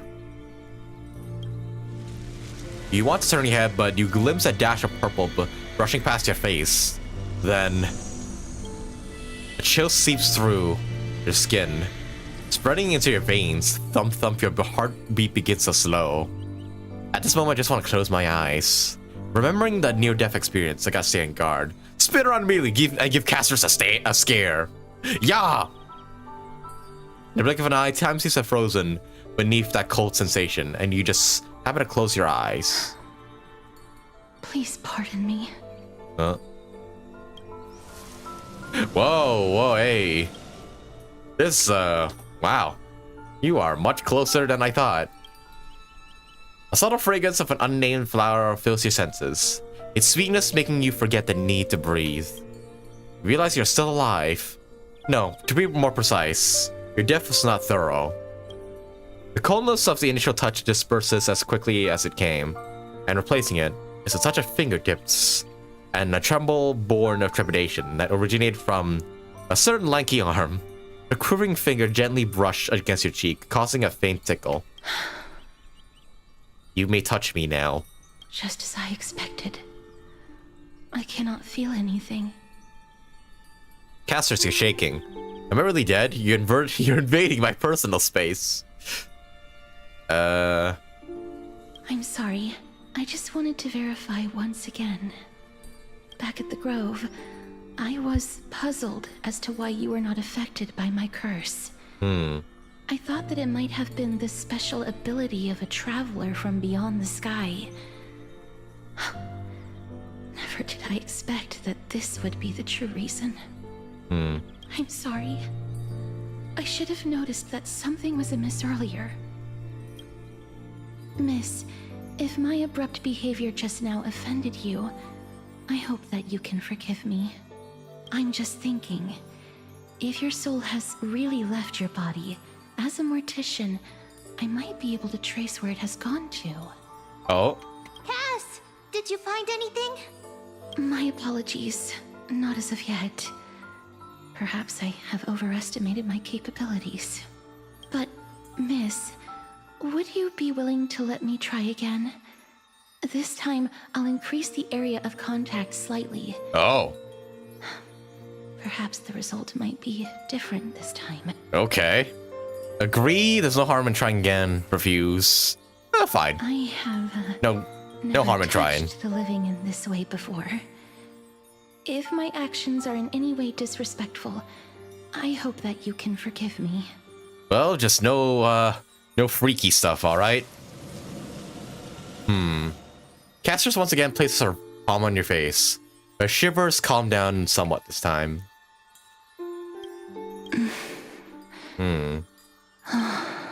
Yes.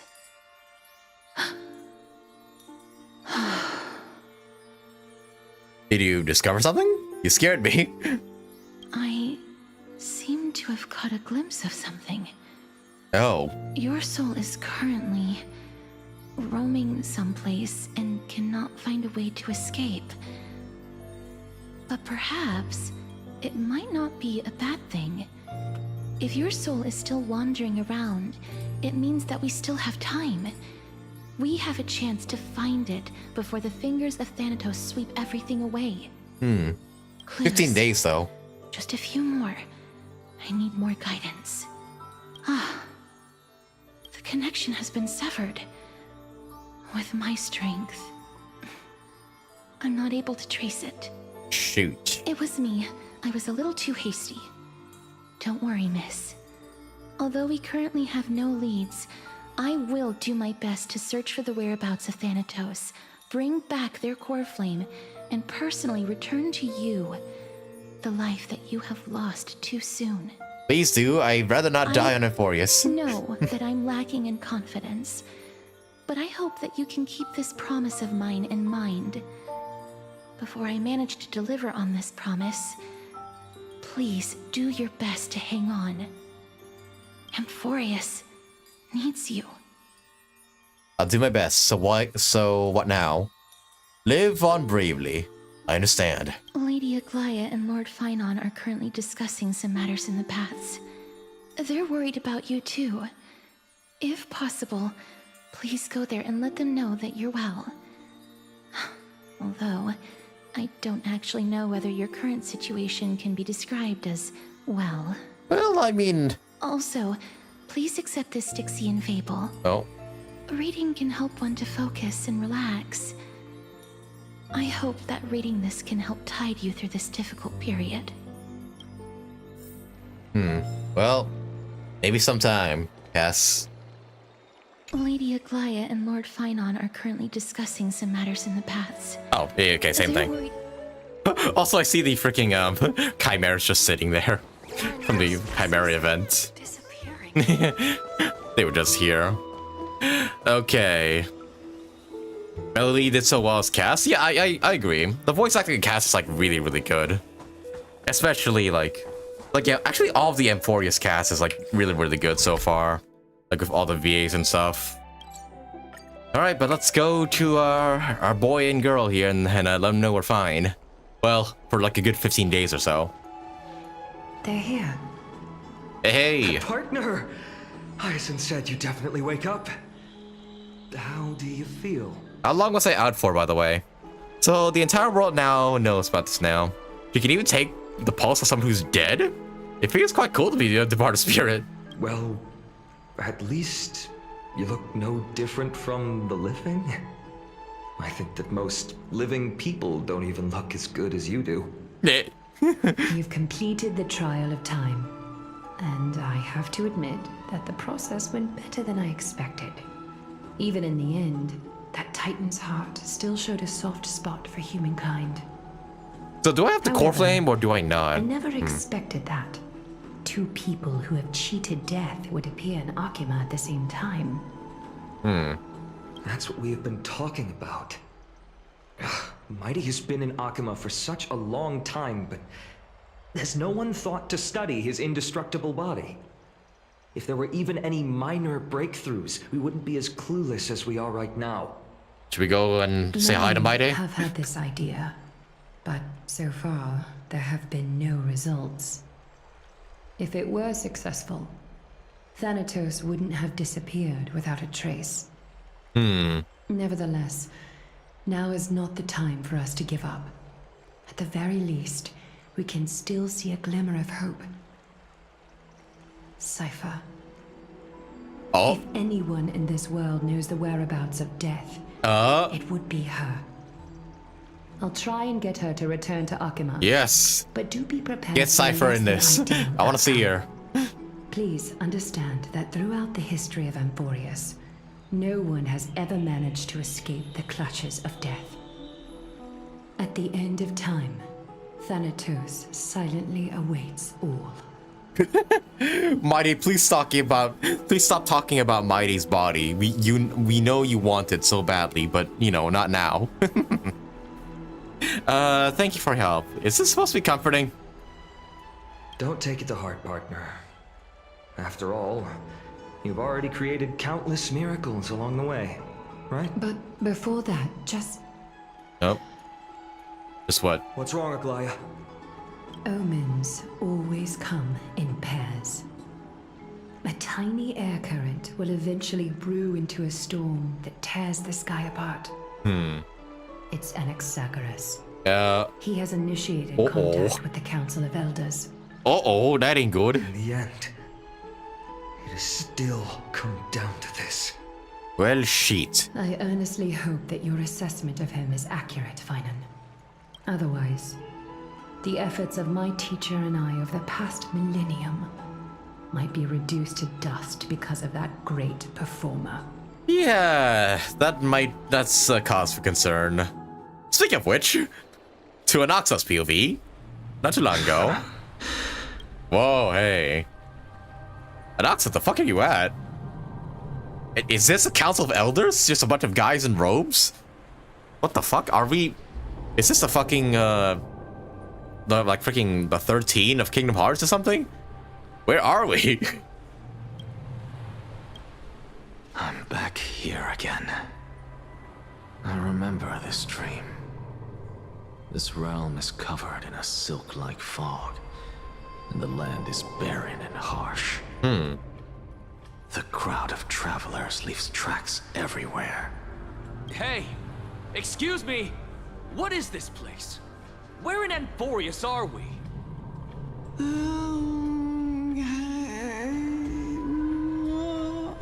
Huh? What'd you say? The mutters of the traveler are in a language I'm unable to comprehend. Or perhaps they're just distracted and ignored my question. Tell me, which Titan reigns over this land? And how do I find them? Love how he talks all grand.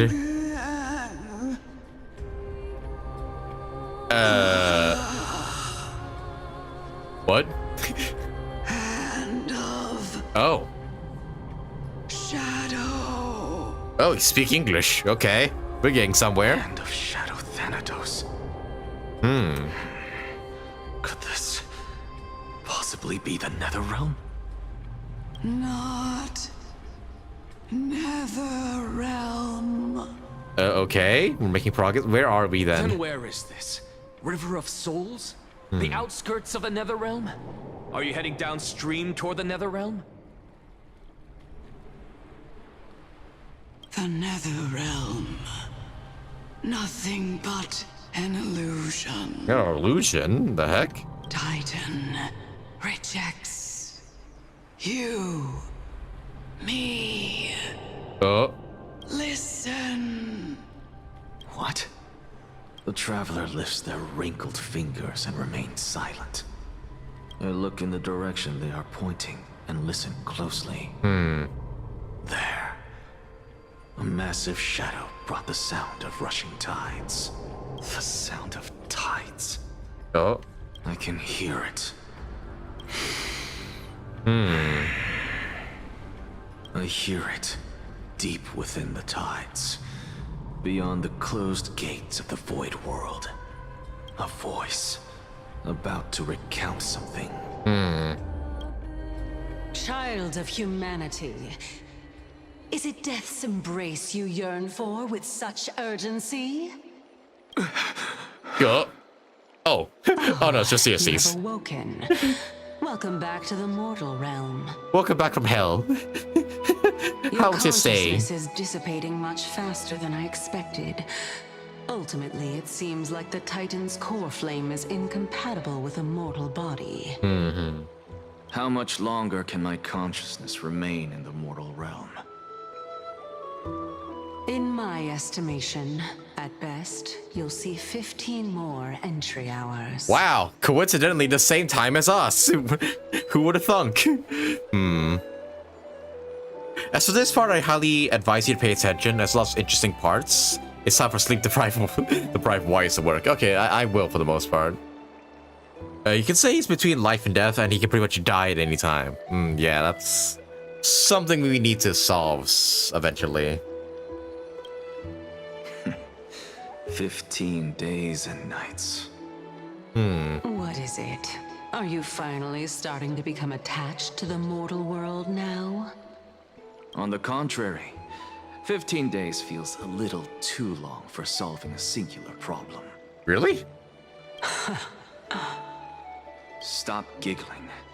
It's time for us to go. The messenger from the Council of Elders is almost here. Let me ask you one more question.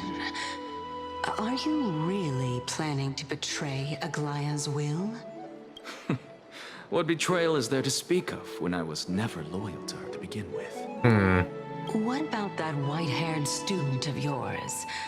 Acting so recklessly, do you not care about what might happen to him?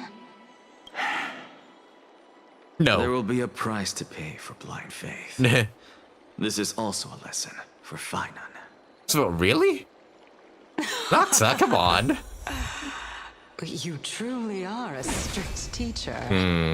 Anaxa's POV. You can add him in the lineup. Course. This is how I've always been.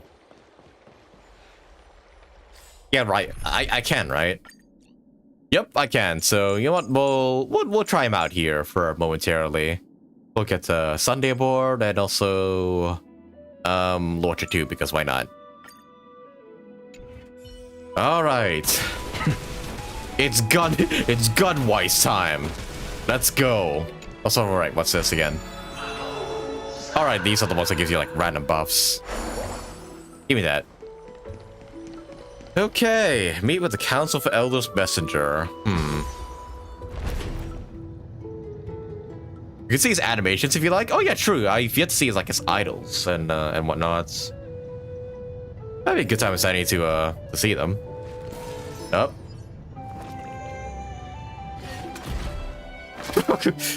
Reload the gun.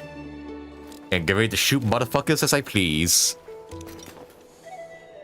Dang. Fun fact that it's more of a shotgun than a handgun. Yeah, it looks like a shotgun that is just wielded with one hand, which is kind of bizarre, if you ask me. Oh, and I cannot view Anaxa in more detail.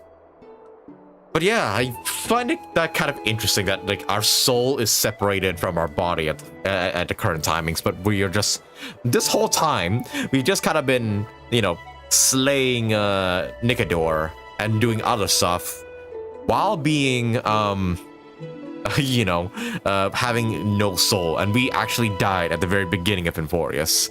I find that like very, very interesting, and now we have to go fetch our soul back. Yep, time to reload the gun again. Anaxa, do you have any other like animations? Actually, wait, I can play them in photo mode, right? I think I can. Idle action 2. Wrong one. Did not mean to see that one again.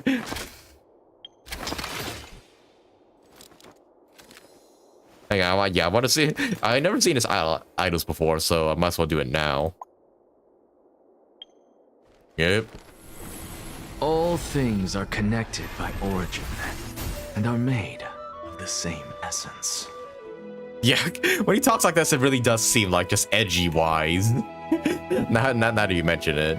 Watch this magic trick. Bro. I kind of like that animation too. It's just, let me unleash my true power.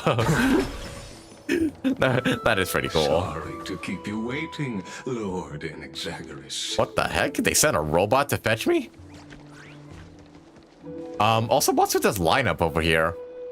The heck? What are these boys lining up for? Hi. What is going on here? It's been a while, Lord Inexagaris. What's up? Who are you? I greet you on behalf of all the citizens of Akima and express my deepest regret about what happened at the Grove of Epiphany. It's you.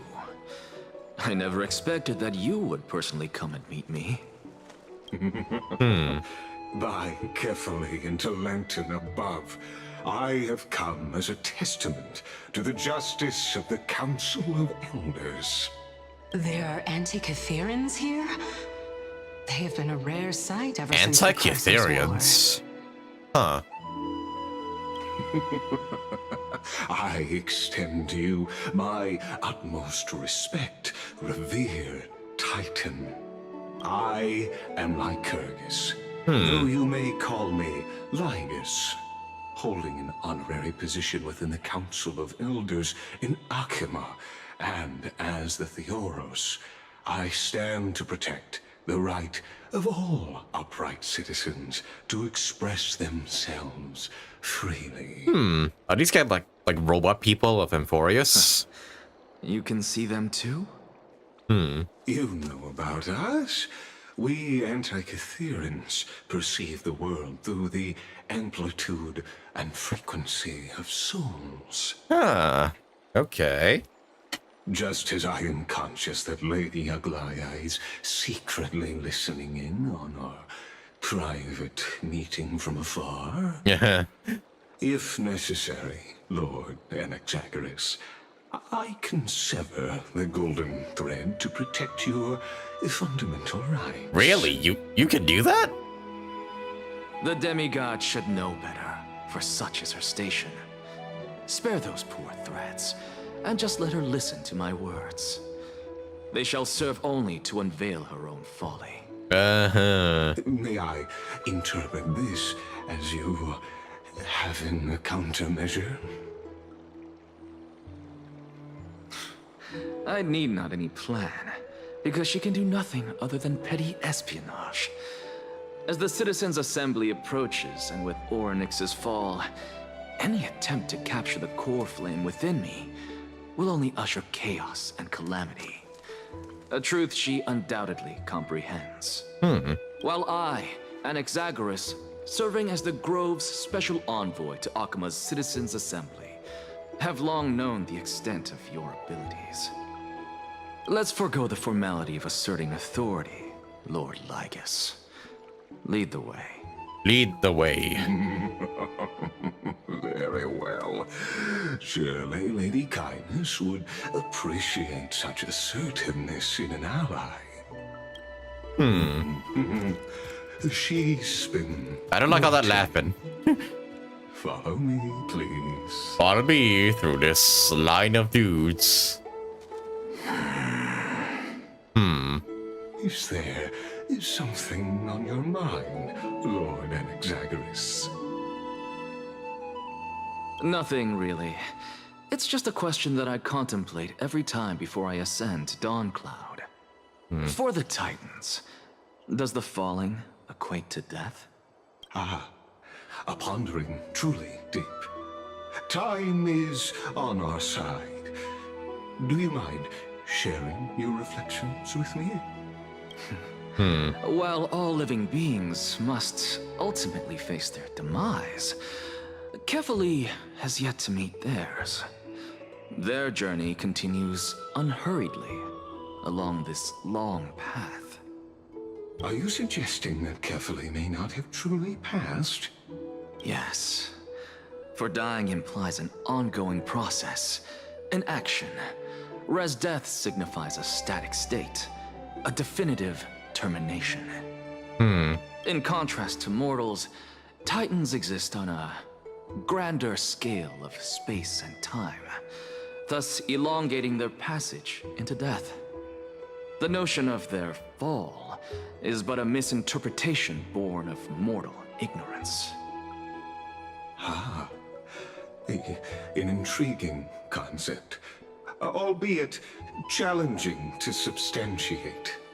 After all, Kefali has maintained a profound silence ever since the era Arasa, while scholars and priests alike have conveyed the message of the gods' imminent fall. Perhaps the gods in their arrogance deemed it beneath them to reveal their perspectives to mortals. Jeez. Yeah, he really is, like, just not a fan of the Titans. Good lord. Fun fact, since Gabe, the VA for mydei, and Lygus VA, is the boyfriend of the VA who did Misha and Skirk. Oh. Oh. Interesting. I did not know that. Those two play games together sometimes. I did not know that, yeah, that Skirk's VA and, yeah, mydei's VA were dating. Huh. Interesting. So wait, are you also saying that, like, mydei and Lygus share the same VA? Because they do not sound similar at all. I'm probably guessing because of the filter, but still, that is kind of impressive that he's voicing both these characters, so... I guess in a sense, mydei is still here, despite, you know, him fighting off the Black Tide and whatnot. Ah, interesting. Mm-hmm. Could you elaborate on your statement? Did not know that.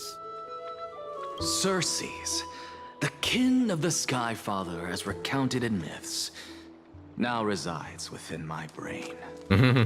Were I to inquire, Kefali would have no cause to refuse. Oh, you mean okay, Lygus's VA and Misha's VA are dating, I see. That very well could be true. But what if the world-bearing Titan still chooses to remain silent? In that case, the myths crafted by the people of Amphorius... Sorry, I guess I misunderstood what you said in that case. Pitiful jests. It's worth a try.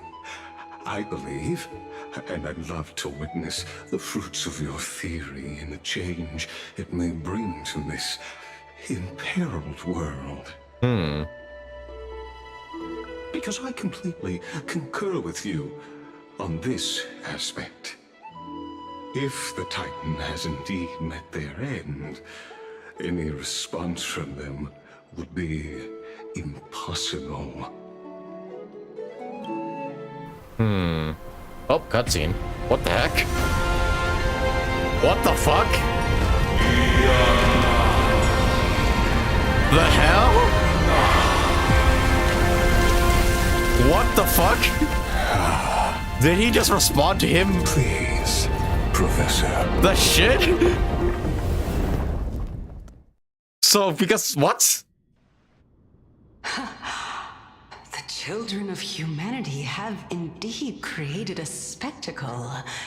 Wait, because Anaxa figured out he wasn't dead? What? To dawncloud. The atmosphere here carries a greater sense of solemnity than the mundane clamor of the memorial. Oh no, this is where the Council of Elders are. Permitted only to the invited. I was gonna say, is the Titan, like, still freaking living?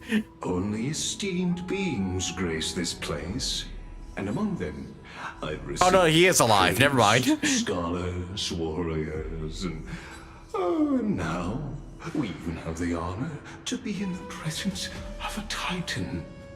Oh, what a joyous occasion. Jeez. Once deemed a blasphemer, now a surrogate for revered divinity. The honor should rightfully be mine, shouldn't it? I'll notify Kindness and the others of your arrival. Kindly wait for a moment. A soldier will be here to guide you shortly. Jeez. In the meanwhile... So we're just, like, living on a Titan right now. Kindly remain within the guard's view. Delaying the crucial meeting is something none of us wish to see, I presume. I'm well aware of Kindness's methods. There's no need to emphasize that. As you wish. Your cooperation is much appreciated. Alas, I had hoped for a brilliant plan from you. Yeah. But it turns out you just left one cage to enter another. Save your concerns. I know very well what I'm doing. Do you? I shall depart to explore the surroundings then. Now that I look around, I wonder if there are any murals bearing my portrait around here. I'm quite intrigued to see how the children of humanity beyond the grove perceive another Titan. Off you go. I won't be joining you. I'll be on my own, sulking in a corner. Quite at ease. I should investigate the Council of Elders' recent activities first. Be aware. I can hear you perfectly well from here. Nah. Fuck off. Walk around before the messenger arrives. Okay. 2 places to explore, I see. Dang, though, we're looking at a completely new place now, right? Yep, Demigod Council, dawncloud. Uh-huh. So, wait, let me get this right. Are we on a Titan right now, or is this just like... Because, yeah, that just somewhat confuses me. The Council of Elders dispatched a messenger, as you anticipated, to escort you to the dawncloud before Goliath can make her move. Here you'll be under the Elders' protection. There's still some time before the messenger arrives, take a stroll, and do shit. Okay, well then. No, I can still see Kefali from here. Oh yeah, right. Oh, we're just close to him now. What was that giant hand that just like extended out to me? Is that like a contraption of the Elders, or was like something else? Even blasphemous scholars can come here, it seems. That I can, but let me go get this butterfly first. Get out of here. We're on top, or rather closer to Kefali. I see, gotcha. Yeah, sorry, I feel like I need clarification there because I thought like the tide was still living and was reaching out to us. Hi, old man. Anaxagoras, I thought that you had died to the Black Tide, just like the other scholars. Sadly, I did, but I lived. As Kefali's priest, are you not aware of the decorum of respecting the dead? Nee. Surely you jest. You blasphemous heretics are not worthy of respect from the Supreme Being. Let me remind you that you're currently in dawncloud, so you'd better keep your deranged language to yourself. I am no longer that altar servant from years ago who could only acquiesce to the commands of others. Now, I have plenty of ways to deal with people like you. Okay, boomer. I'm not sure whether I should laugh or cry right now. I can't believe that a follower such as you could have been made by a creation titan. As I see it, a dead titan can't provide you with this level of confidence, right? Then who is it exactly? Could it be kindness? You. Seeing how fond of you Elder Kindness is, I shall let that slide for now. Leave immediately, and don't impede us from receiving the Supreme Being's blessings. Okay, whatever you say, buddy. Seeing as we were able to hear of this matter from the mouths of others, it seems that kindness is indeed quite sincere toward us. Perhaps this affair will proceed smoother than I had anticipated. Who's kindness again, by the way? Oh my. We met them before? What a thrilling confrontation. As expected of one of Kefali's followers. Yeah. Are you praising or insulting him? Where'd you come from, anyways? Praising him, of course. As a believer of the god of deliverance, it is only natural that he detests evil. Evil? What, me? Didn't you hear me? I asked you to leave. Go as far away from here as possible.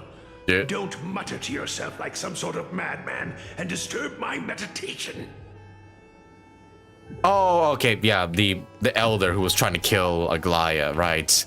I remember her now. Yeah, I was gonna say, is she the lady that was like openly opposing Aglaya in 3.0? Yeah, okay. Her, yeah. The lady that Aglaya was talking to, and former assassin that killed the Chrysos heirs, right? I forgot about that fact about her. Oh boy, gonna be delightful to see her again. Professor Anaxa! Hang on, let me repair this. No, fuck off, kids. I'm not here to teach anything. I'm just here to shoot people and eat ass. Also, steal money. Give me that. Speak, young scribe. Professor Anaxa? Word has it that the scholars of the Grove valiantly perished resisting the Black Tide.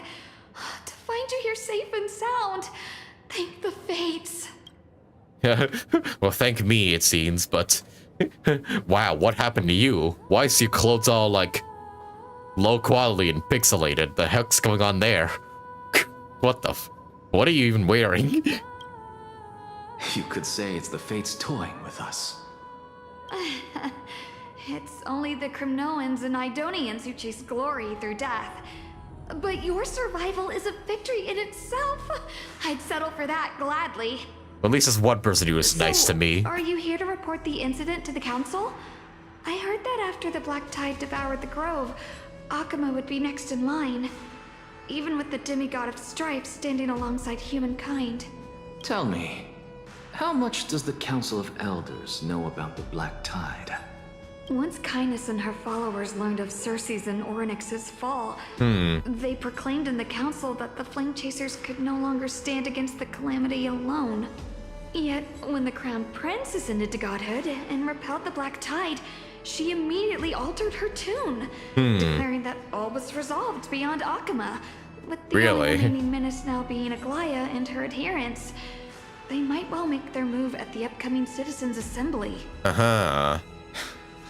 No surprises there, those shifty opportunists. Thank you for your honesty, virtuous student. Being an opportunist could very well be a facet of wisdom. Could you stop appearing before me so suddenly? Shouldn't you be searching for murals of yourself? I've had enough of your prattling. I was really curious to see how you would find the middle ground between both factions, so I came to listen in. But it seems as though this Kindness is much more ruthless than Aglaya. Yeah. If so, why do you want to work with her? Could it be that perhaps you've decided to readily surrender this hollow shell of yours, just because you feel like death is fast approaching? I'm afraid you'll be sorely disappointed if that's what you truly think. Yeah. Enough of this. Noxon's an interesting character, man. Entry hour arriving faster. Could the 15... Can I just please fucking die already? I don't want to listen to the shit anymore. Oh, okay, and then we got to talk to CSCs herself.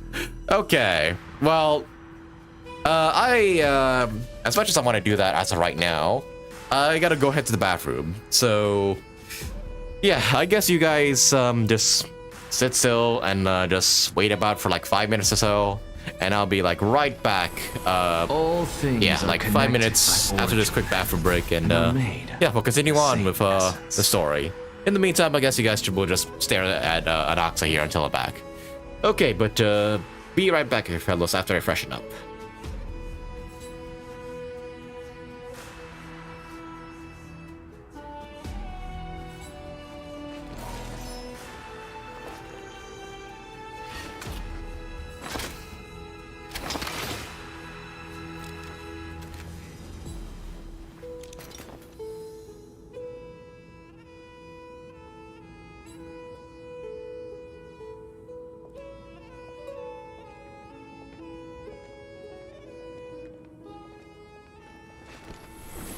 All things are connected by origin, and are made of the same essence.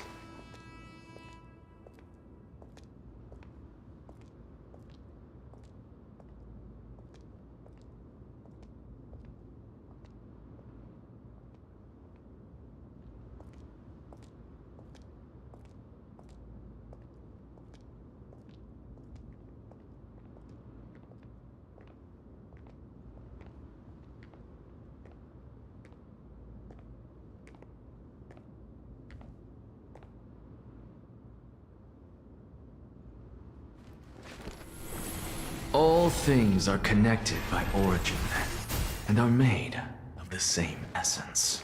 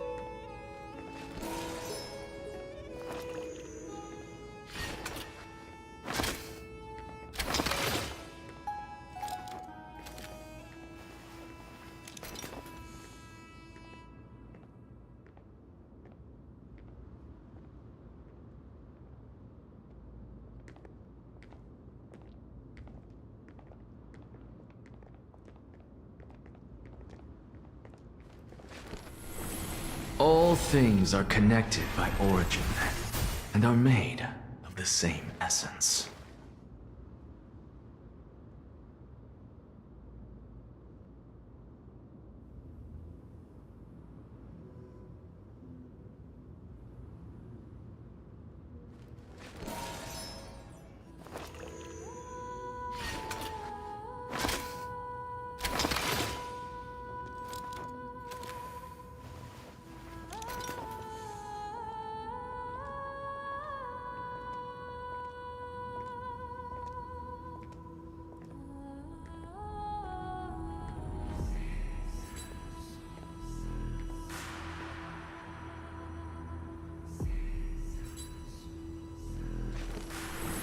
All things are connected by origin and are made of the same essence.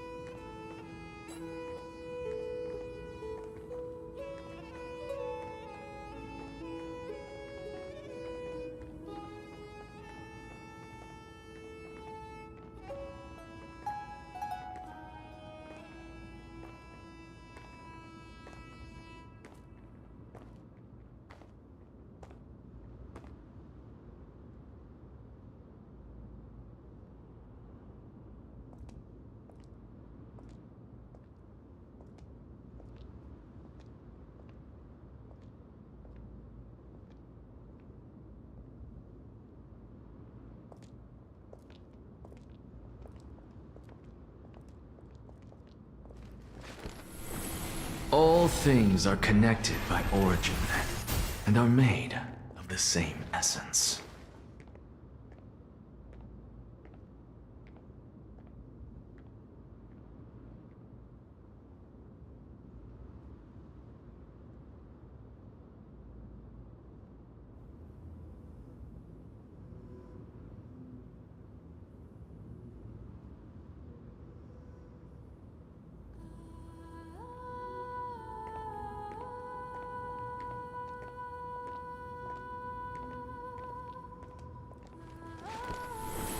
All things are connected by origin and are made of the same essence.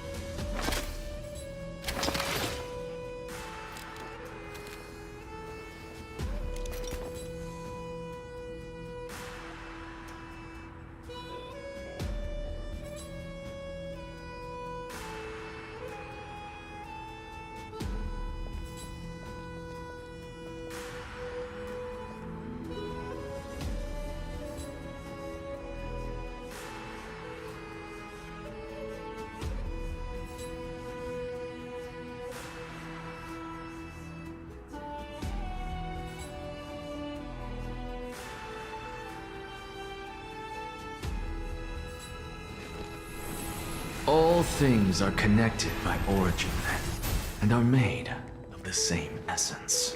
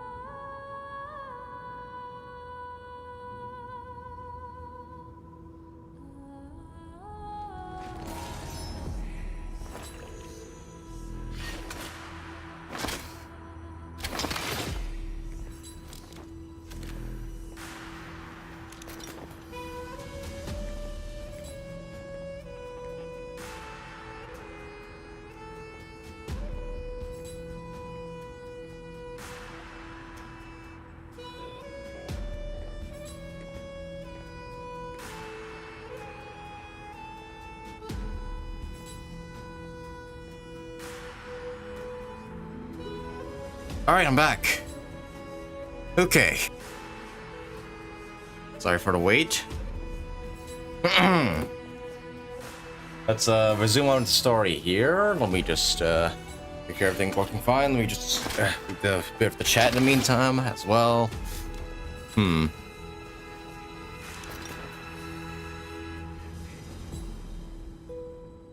It's okay, we can stare at Anaxa's pretty face.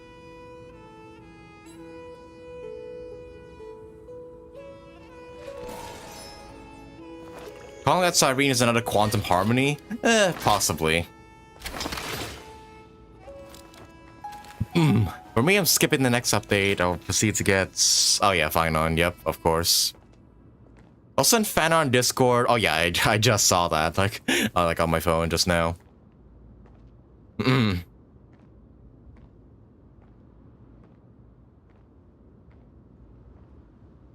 I'm FTP, so I spend my guarantee in castorice easier S1, probably code for phainon banner. Yeah, same. Considering that I'm gonna be pulling for phainon and Cypher and Saber. I might have to you know, swipe the card in a bit, you know, to even get all three of them. Oh yeah, I've also heard that recently, Alice West just announced that P5X is finally coming to the West, with like a little teaser image. So we're finally getting that Persona 5 gacha game. I'm not sure if I'll stream it per se or like make it a full-on play series, but I'll check it out for sure. Like when it does come out. Alrighty, but let me just have some water here, and then we'll get back and see how Circe is over there.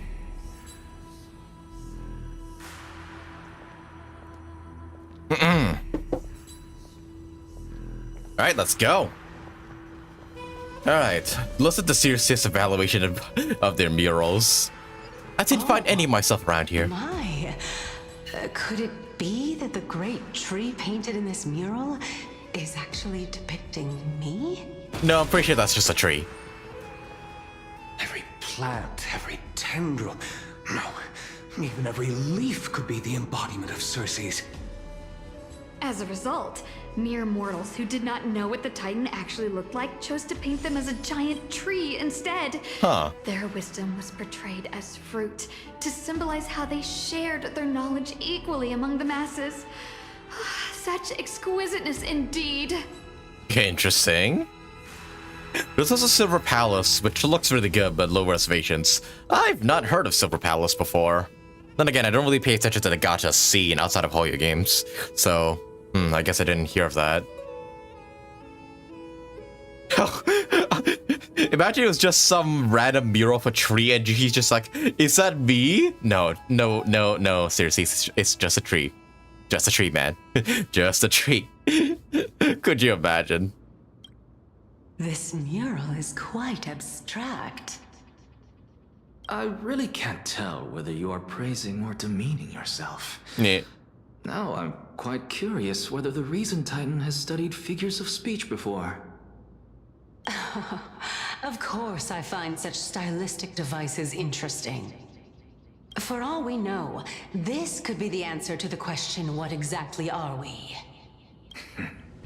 I, for one, am not willing to admit that I could look this ugly. Was this the reason why you failed in your attempt to refine my soul when you were ambushed at the Grove? Since you are aware of this, why did you save me back then? Yeah, me of all people. From my perspective, this point alone was enough to separate you from the average person. How do two lunatics coexist in the same brain?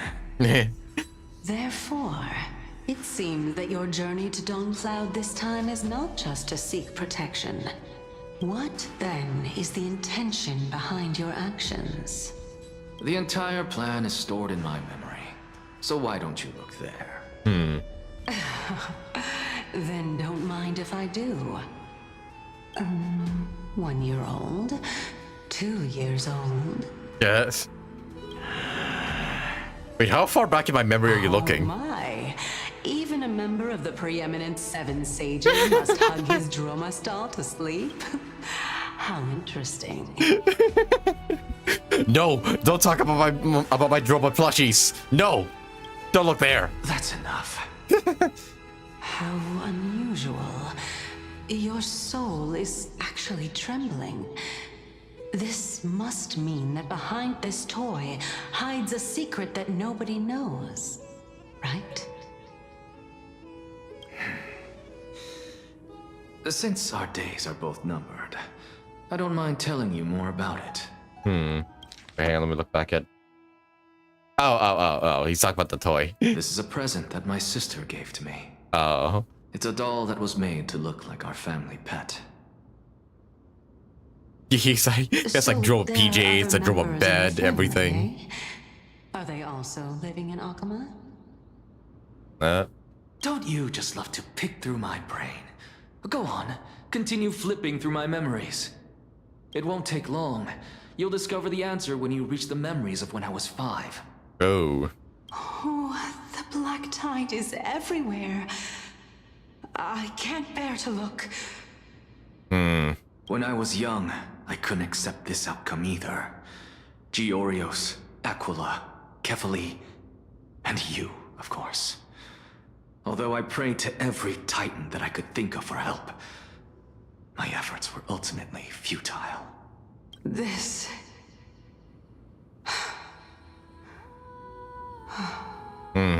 Could this be the inception of your research into alchemy?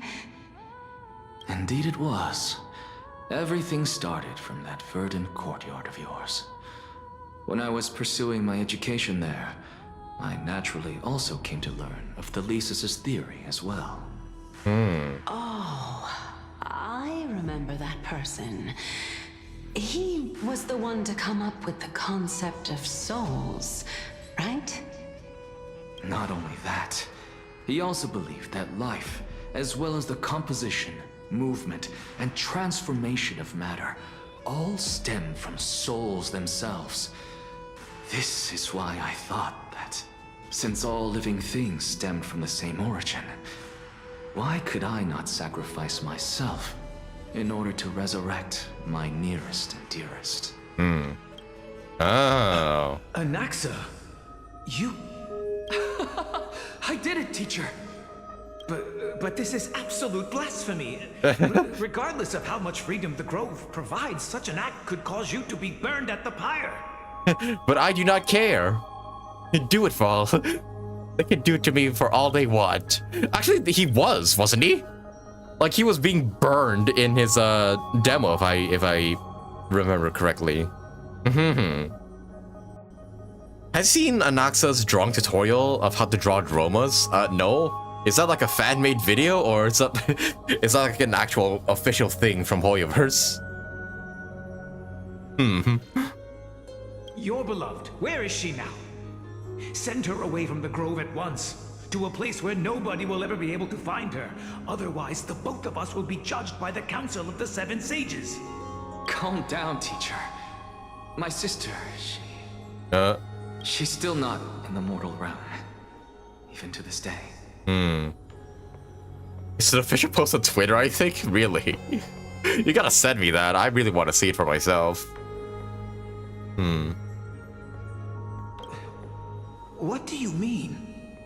It was naive of me to think that I could snatch the deceased from Thanatos' grip by merely sacrificing one eye. Oh. Equivalent exchange. All I received for that price was but an opportunity to see her for one final time. Nothing more. Oh, so he lost an eye to see his sister again? Oh. Let it go, Anaxa. As one of my best students, I cannot watch you go down the wrong path without doing anything to stop it. Never do something taboo ever again. Don't disappoint the deceased, and never harm yourself. If you can do that, this classroom will still be yours, and you'll have a chance to live out your own life.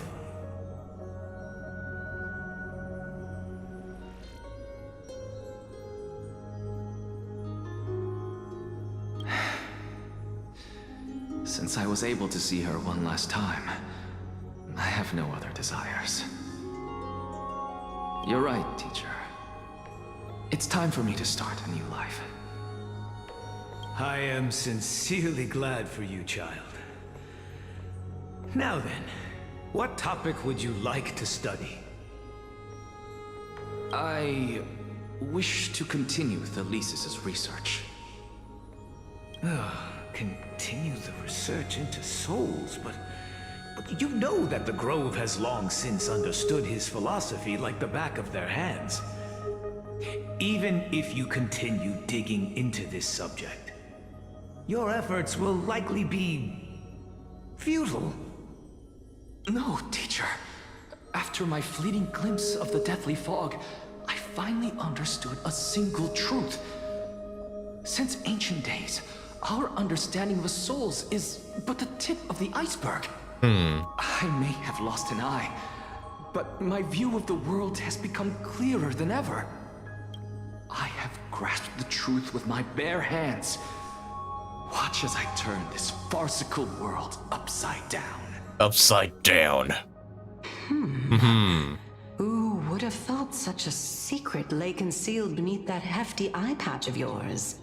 However, this story doesn't seem to be connected to your plan. In fact, I'd say that they aren't related at all. The answer lies within the tale. If even you cannot understand it, perhaps you should relinquish the divinity of reason to me. After all, it'd be a waste for you to hold on to it. Jeez, anaxa takes no shits from nobody. My story ends here. Dang. Now it's time for you to tell me your secret. After all, this is what equivalent exchange means, correct?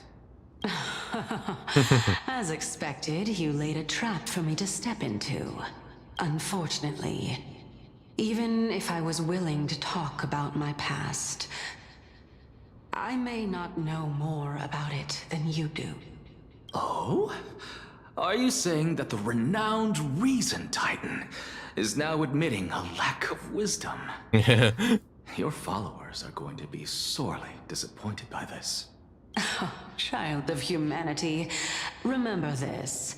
Being cognizant of one's ignorance is the greatest wisdom of all. Not wrong. Now I understand.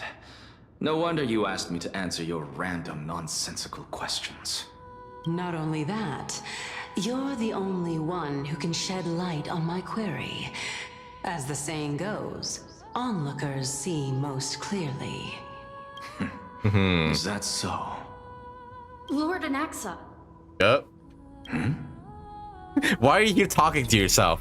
Are you crazy? Never mind. I saw you muttering to yourself and was wondering whether you were caught in a delirium of reflective thought. I'm sorry to interrupt you, but time is of the essence. I have a message from Lord Lygus. Lady Kindness has met up with the Council of Elders and is awaiting your arrival. Okay. So please depart forthwith. Alrighty. It's finally time. It's time. Carefully. The one who created the world, and the one who bears the world. If you truly have not met your end, how will you answer the challenges of those who defy you? I didn't expect you to agree to Lady Kindness's invitation. What a wonderful turn of events.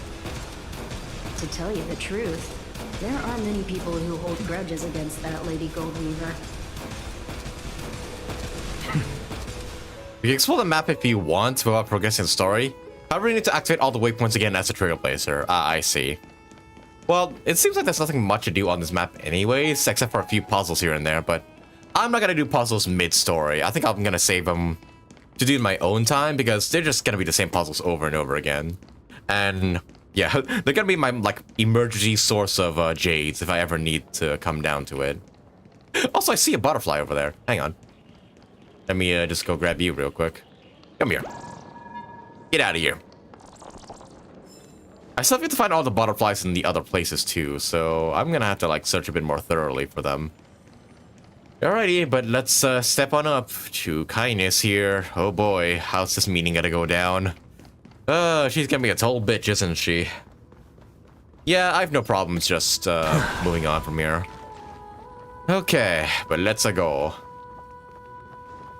Whoa. The dromas draped in finery. That's Avoid me. his gaze. I don't acquaint myself with blasphemers. You take that right back, Missy. Don't worry. He's too full of pride to pay us any attention. Yeah, I won't pay you any attention when you're Your dead. nickname is Dromas as well? You must really like those creatures. I love them. I have like 10 of them at my home.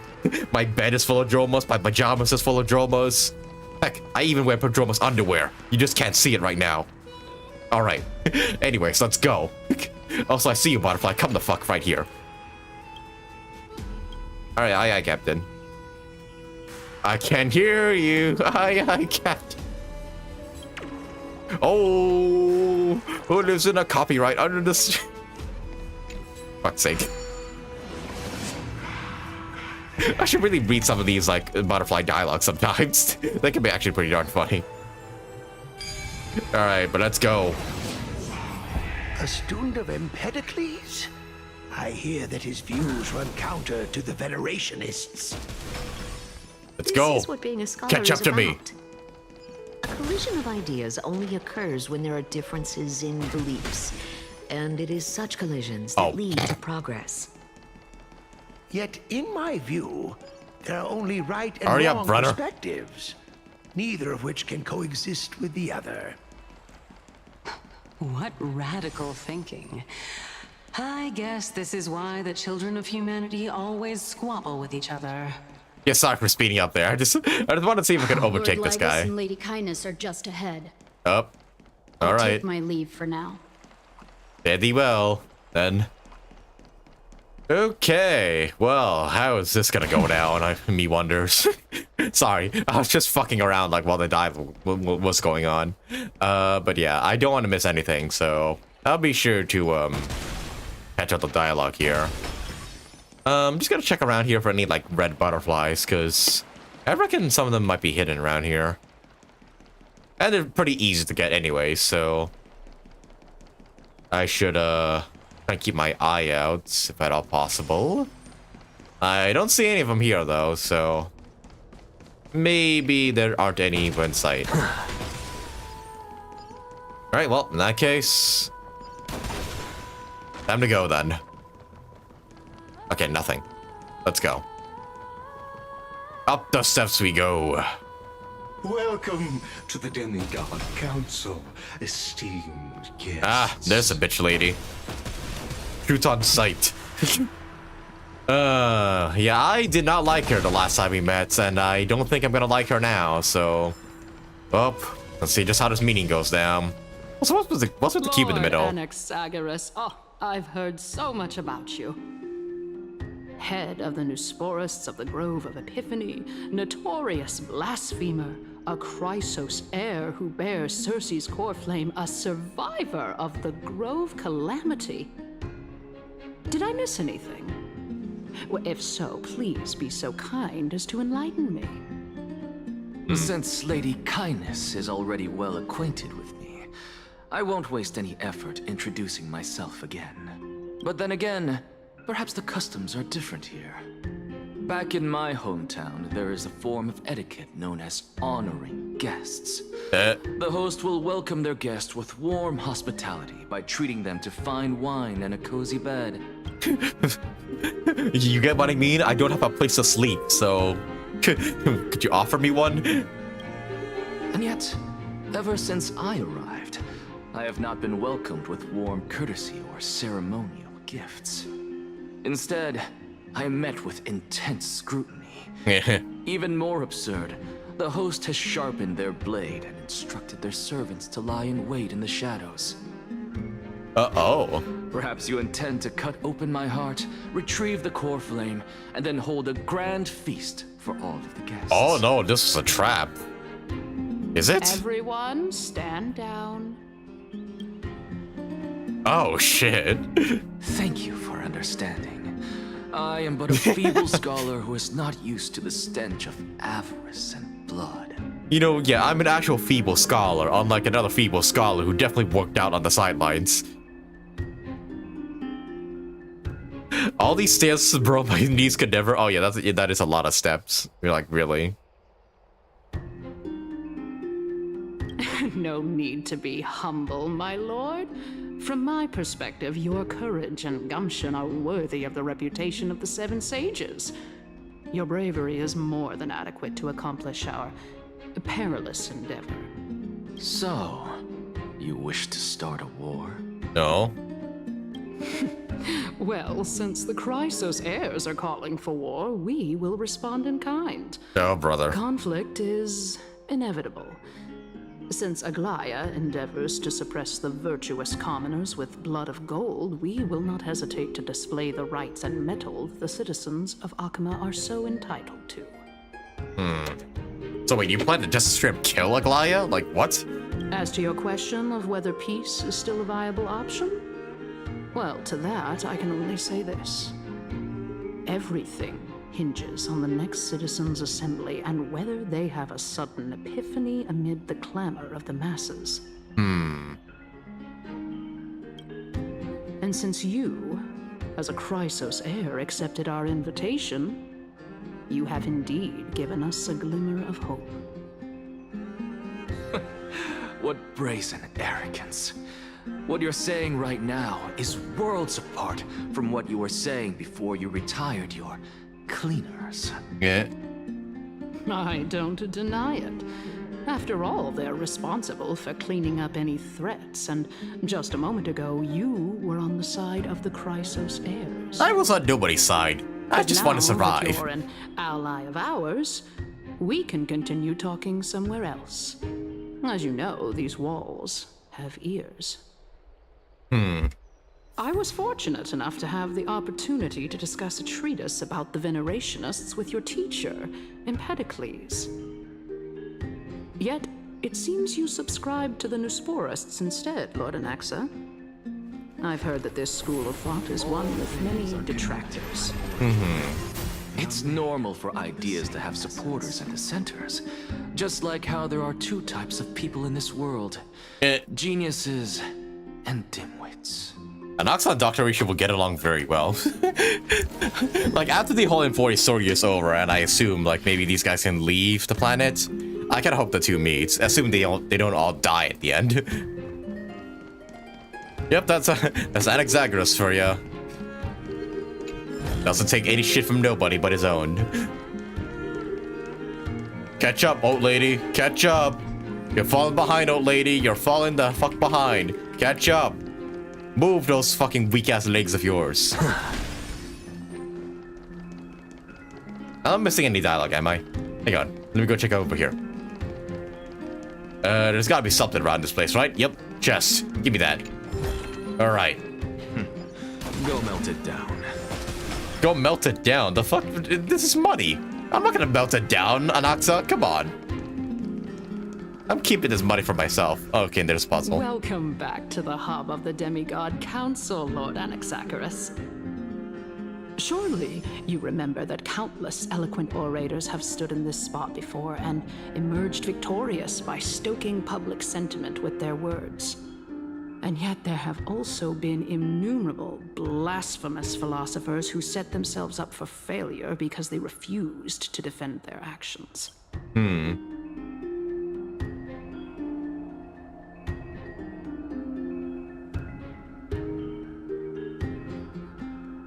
This tiny stage is the most profound embodiment of Akima in centuries. In 15 days, this site shall also become 15 days, you say? As well as the final turning point in Akima's history. Wow, what a coinkydink. 15 days is when Stell's gonna die, 15 days is when Anaxa's gonna die, and 15 days is also the fucking, yeah, the freaking, rally. May the both of us carry out our duties with What a honor coinkydink. and lead the masses back toward the Erechrysia, a golden age with no death, strife, or trickery. Oh my. My, 15 days and nights. That aligns perfectly with the date of your demise. Fantastic. Could such a coincidence truly exist? Using death to prove myself fits my intentions perfectly. What strong conviction you have. As expected of the hero who dared to stand up to the Gold Weaver. As expected, she misunderstands you. That's enough, Lady Kindness. Dispense with the niceties. I only accepted your invitation so that I can serve the commoners alongside the members of the Council of Elders. Don't test my patience with such superfluous formalities. Also, how do you intend to, reverse a black tide anyways? Like, without the Chrysos heirs, what is your plan exactly for reversing pushing back the black tide? Are we just gonna sit here, enjoy a day till our inevitable, demise? Well, you say that now, but surely you also require my aid as well, so that you can stay alive even when being pursued by the Golden Thread? Okay, and how the fuck are we gonna manage that? You worry too much. She won't show her hand too freely, as she still needs to garner support from the masses at the Citizens' Assembly. Even someone like me can tell that only a sliver of her humanity remains. Surely you're not asserting that she will definitely act in a rational manner. As you're no doubt aware, Aglaya covets the core flame that I possess, which makes it the bargaining chip that allows me and the rest of you to negotiate with her. However, in return, I'll need the Council of Elders to support me as much as possible. Naturally, this includes the guards as well. You're well aware how valuable Cersei's core flame will be in the era Chrysia that you are desperately pursuing. Talk is cheap, so you'd better act prudently as well. I understand. After all, this battle of wits is just a means for each party to acquire what they need. As long as your request is reasonable, the Council of Elders never shortchanges its allies. Since we're both intent on mutual cooperation, let's not mince words and just speak plainly to each other. Let us decide how much we can secure for ourselves and how much we're willing to sacrifice, like true philosophers, with our words and wisdom. Yeah, sure. Let's begin then. Continuing from the earlier topic, let us discuss our common enemy, Aglaya.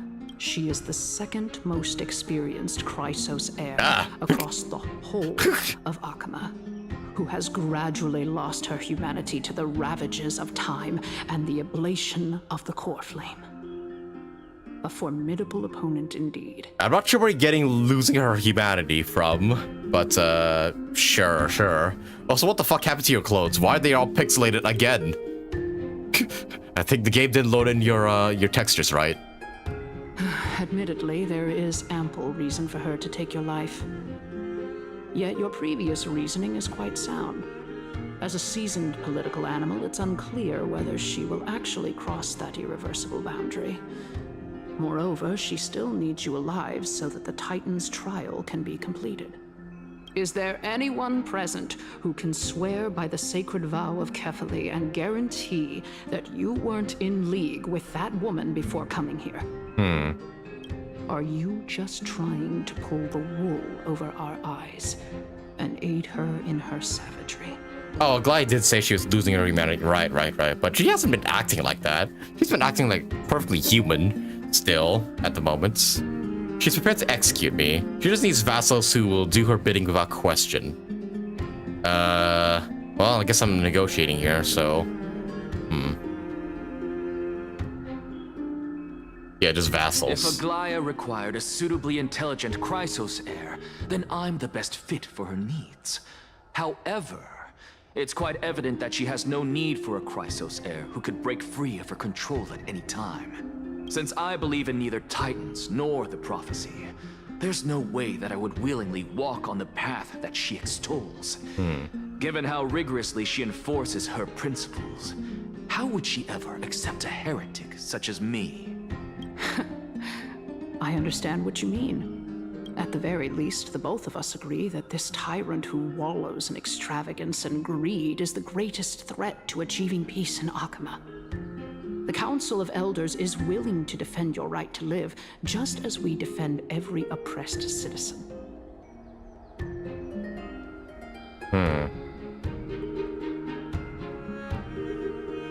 Greed is the greatest threat to achieving peace, and I'm not sure where you're getting greed from, because Aglaya has definitely not been greedy. But all right. However, I regret to say that sentiments in favor of the Chrysos heirs and Aglaya are only growing in magnitude. The peace that we are aspiring toward, as well as everything that we hold dear, will be destroyed completely. The city will be burned to ashes, and the citizens' blood will be shed. Tell me, what are you willing to do for our esteemed citizens so that they can vanquish the enemies of our fine city? Gardening in my sport is equivalent to gardening spite for the entire grove. I'll be the one to shatter Aglaya's self-righteousness. Aglaya's authoritarianism, conceit, and arrogance have granted her unfettered control for the most part. Yet these traits are also her greatest weakness. If I can render her helpless by forcing her to experience the agonizing pain of betrayal, I am certain she will never recover from such a setback. I'm gonna guess that Anaxa's bluffing here. I don't think he's gonna actually try and do harm to Aglaya. At least I hope not. Surely you don't believe that such a tiny betrayal will be enough to push her to her wit's end. What's more, there are many who remain silent, merely watching to see how much chaos I can unleash. Not to mention, you know full well that the Chrysos heirs have never been a united front. In the name of Kefali, Akama thanks you for your sincere and valuable thoughts. At this stage, it's clear that you and I understand the benefits to be won from this discussion. Let me put it plainly. The Council of Elders has always been renowned for its fairness, and that fairness is built on a foundation of sincerity. The Council of Elders has vowed to all citizens of Akaba that it will always remain loyal to them. As for you, my lord, how will you guarantee that you will be able to live up to such earnestness and will not betray Akama's indomitable citizens when the opportunity presents itself? Just as you now betray Aglaya when it suits you. Absurd. My loyalty is unquestionable. Surely you jest. My loyalty does not need to be proven. Dang, the fucking smirk The though. Council of Elders is asking for proof of my loyalty is itself akin to a form of betrayal. I am incredibly honored to have witnessed the both of you bury the hatchet in a civilized manner. However, I am afraid that I must interrupt for a brief moment.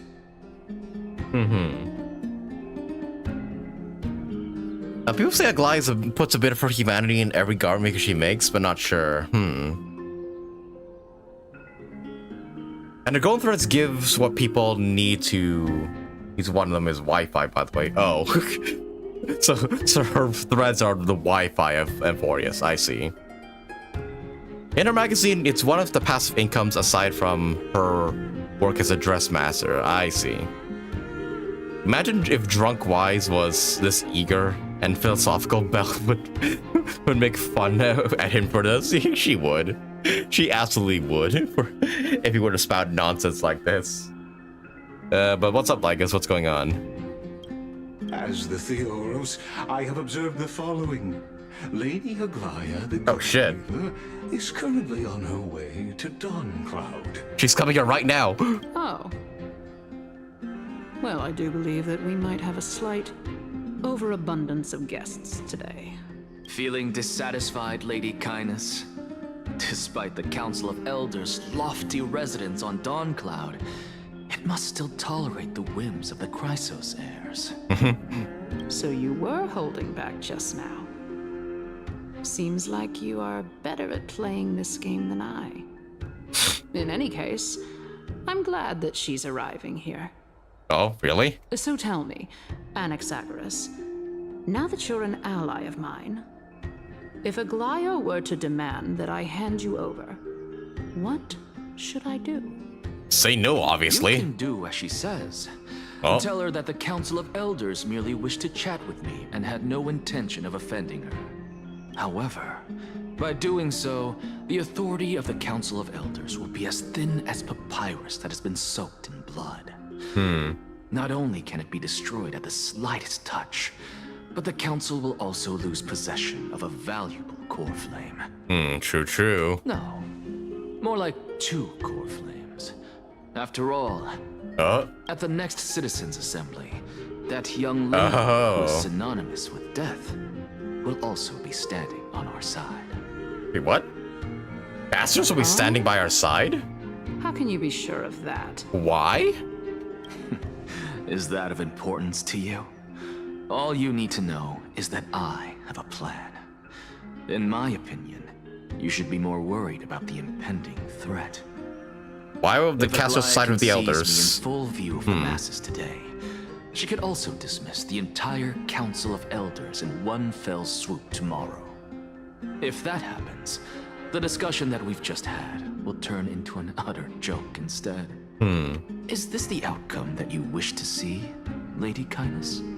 Fine. I will handle this matter appropriately. But you do best to remember this. Fool the people and karma will be on your tail. I'll overlook it this time, but don't count on there being a next time. Unless, of course, you crave cruel punishment and consider suffering the perfect state to ponder the true nature of souls. Well, what do you know? That happens to be one of my rare talents. We shall see then. I really like the way anaxa speaks. I've got to say that you've managed to really impress me again. But shouldn't you be going after more? Dying to know what I'm after, I mean, I'm the reason Titan after all. It is in me to ask and seek answers. Easy there. You'll learn the answers soon enough. I didn't bring it up with her purely because she doesn't have the means to give me what I truly want. Okay. It's as they say, onlookers see most clearly. The true masters of Dawncloud have always been the Theoros, who watches over everything. So we're not actually cooperating with her. We're just there's just a ruse to get closer to like us, maybe. Or something else. Visitor. Welcome once again. You know, you could actually skip all the pointless debate and come straight to me to seek an audience with Kefali. I have no reason to refuse you, do I? Can we really? You may not, but Kindness has. Whoever gets hold of Kefali's core flame will get to rule over Akama. She's wary of me, so naturally I had to gain her trust. I would say that debate was not at all pointless. Very true. In my view, this individual has gone to great lengths to get close to Kefali. He might very well be plotting something nefarious against the Titan. You know he could hear you, right? Are you still willing to let him pass, knowing this? Yes, very much so. All living creations are always free to visit Kefali's transcendent vessel. This comes with being the world-bearer. Wait. This individual... Oh. No, she's talking about me. Never mind. About anaxa. How convenient it is to be able to hear what they say. Yeah. It is truly my honor to speak to a venerated titan in person. Please, go ahead. Let me join you both on this journey. Oh. A bygone myth tells of an occasion Oh shit, didn't mean to do where that. carefully once answered their followers' questions on the peak of the holy mountain. Their followers have since believed that scaling this titan cliff is one way of being with the god. Oh, wait, are we actually gonna go see Kefali right now? That? It's not every day that you get to climb a mountain with Circes. You should sing me a hymn of praise. I can't sing for shit, so no. Titan hymns are beyond me. Beyond me. I don't have time for any of this stuff. Let's go. Catch up, Lygus, come on. Go faster. Go faster. Faster, Lygus. Faster. Faster. Also, right, see a chest there. Give me that. Oh, come on, I want the chest. Take this Yanis shortcut, and the long pilgrimage stairway will be waiting for you at its end. Oh shit, are we gonna be directly underneath them? I have to admit, I never expected you to not ask me anything. Not even my motive. Because I know very well what it is you are after. As the saying goes, a gentleman helps others achieve their goals. I have a feeling that your theory will be validated at the end of this journey. I believe Kefali will not deprive you of your right to ask your question, especially now that you're on the brink of death. You must be closer to Kefali than anyone else. Wouldn't you agree? I hope things go as you say, then. Interesting. Putting a child of justice into a farcical world is bound to turn it upside down. It is my hope that you bring a much-needed change to this world which is on the brink of destruction. Okay, now I can clear my chest. Walk up the divine and ascend the Titan Cliff. Alrighty, Kefali. Let's me ask this question. That's interesting. I didn't think Anaxa's journey would go here to directly meet with a Titan. Well, honestly, this is my first time going up to dawncloud's peak. What a splendid view. Isn't it about time you recognize the magnificence of us Titans? No. Well, I don't see how this place is different from those temples in the city. All they have are magnificent facades. And even though I've come this far, I'm still doubtful about getting useful clues from him. I must be getting ahead of myself to be expecting to hear something nice from you. Oh? Haven't you been in my head for some time now? It's high time you get used to how I feel about things. Alright, we're just a short hike away from Kefali. No time to waste here. No time to waste. Oh. So the intellectual debate from earlier was too draining for you, huh? If Amphorius gets a new lease on life, you should focus on strengthening your body and stop shirking social interactions. Save your concern. The Titan is in sight. Can you make it? Can he walk up those few more steps that even though we climbed 100 steps already? Why? Are you going to carry me up if I were to fall now? I know how far I can go. So just hold your tongue and come along. Fine then. I guess I won't say any more. I'll just wait till your soul dissipates completely to gain control over your body. Wait, you can do that? Wait. Huh? Is that... Circes? What the... Wait, why is she there when she's here? The heck? Look at that. Huh? What should I be looking at? Oh, only Anaxa can see him. Am I hallucinating? Or do we even get to see souls when we're close to dying? Oh. Also, what's about the freaking noise around? Like, what? I hear dead people. Also, he did say, like, yeah, he's plans to use casters as part of his plan. I wonder what for, though.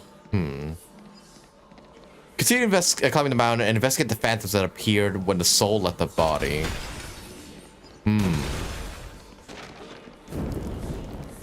Oh.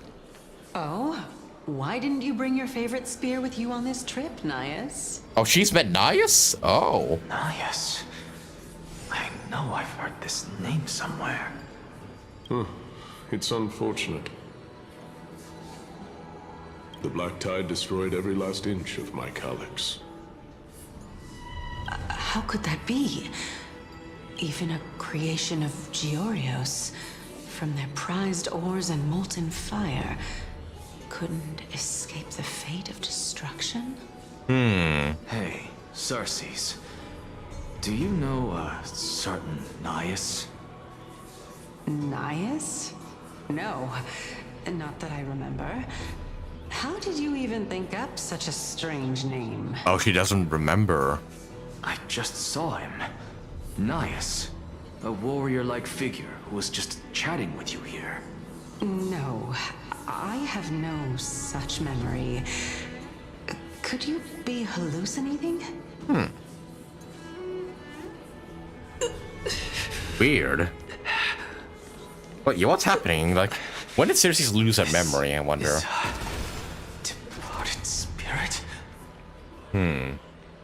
Offer greens to Cavalier. Hello. This is a pilgrimage platform dedicated to devout believers, but you and Exagoras never deal with the false gods. Of course, he wouldn't. I will take the blessing, though. Give me that shit. Alright. Also, I see you, Red Butterfly, over there. Come here.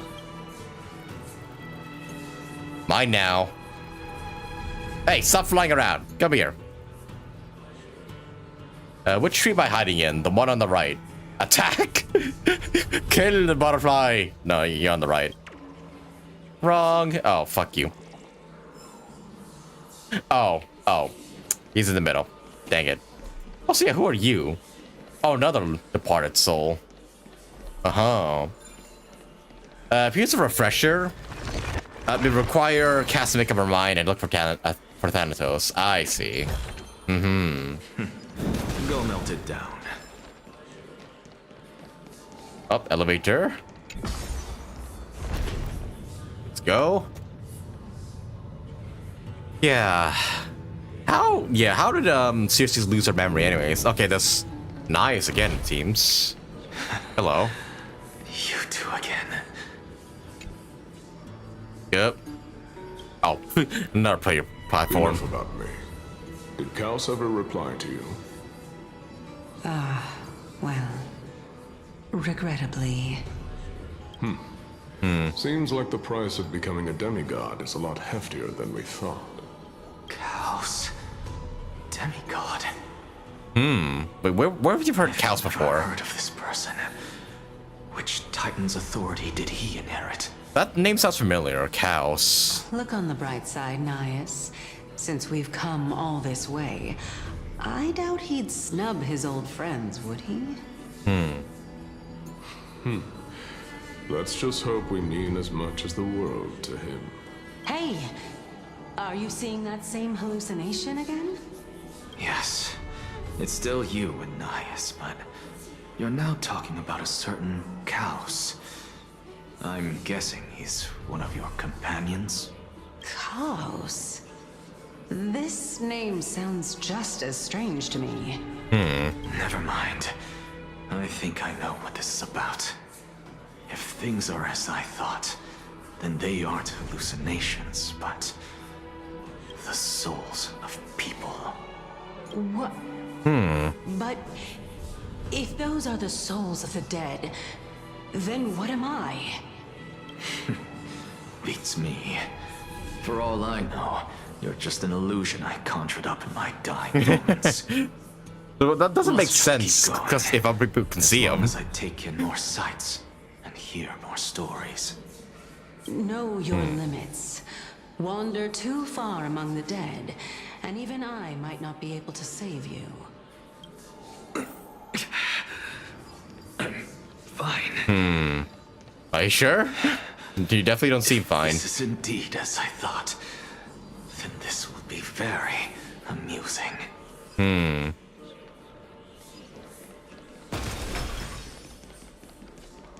Oh, more dead people, more souls.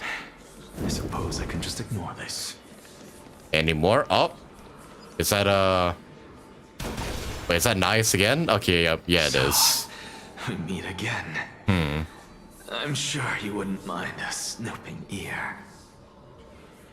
I mean, they're souls, so yes. Is Circe's already dead? Is that what this is implying?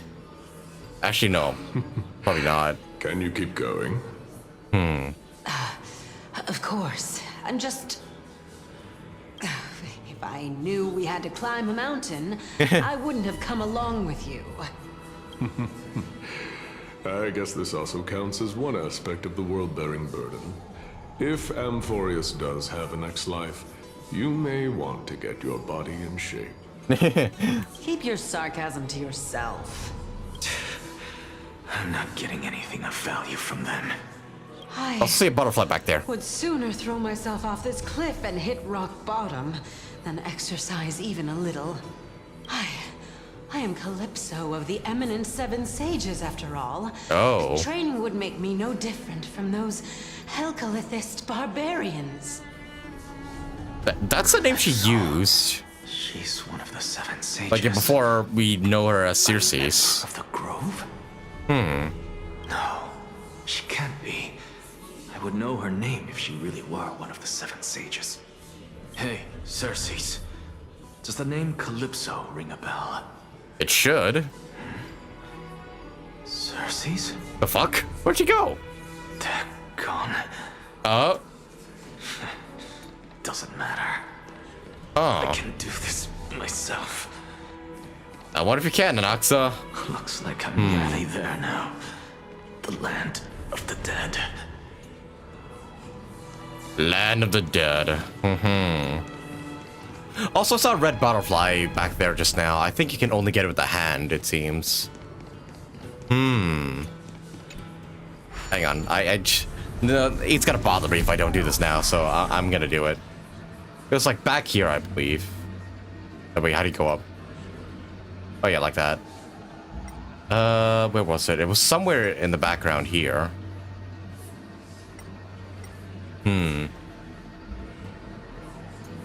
Where the heck is it? Also, I see a coin. That, like, nearly camouflaged too well. Oh, there's also a butterfly right there. Come here. I see you.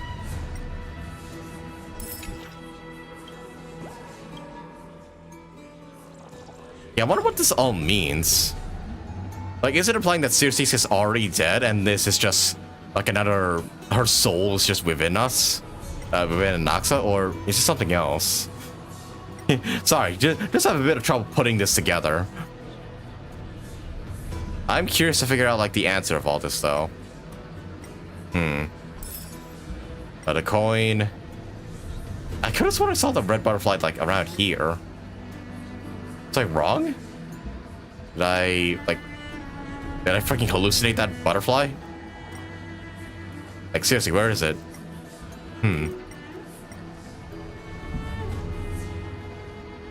I do not see it anywhere. Nor do I see any more coins. Yeah, maybe I'll give this thing a break and get back on story. Won't say anything, but you're gonna have to figure it out. Okay, well, I hope I will.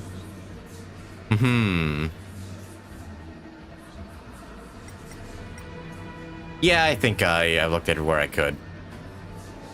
Alright, I'll disengage for now. Alright. And I wish I had that speed thing right about now. Jeez, this is a lot of steps, though. Like, my goodness, a regular person like me would like probably be fucking puffing and puffing right about now. Oh, beautiful old world. Oh. Where are you now? Where art thou now? Oh, legendary era Chrysia, return to the mortal realm. Splendid gods once walked the paths we walk. Alas, all that's left of that warmth is a hazy mirage. Yeah, this during nice Why is are you chanting that too? two.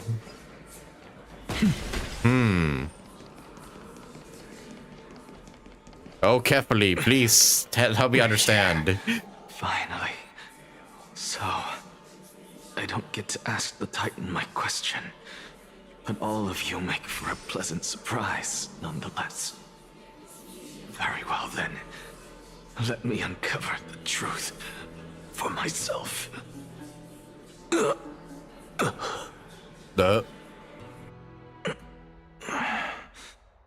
I still fail to make it in time? Ah, shoot. So, I'm back here again. Ah, dang it, with the dead people once more. This is... I can hear it. I hear it from the depths of the tides, behind the closed doors of the void world. A voice ready to tell me something. This time, the voice is a lot clearer than before. Oh. Oh. Since we've come this far, let's just wait.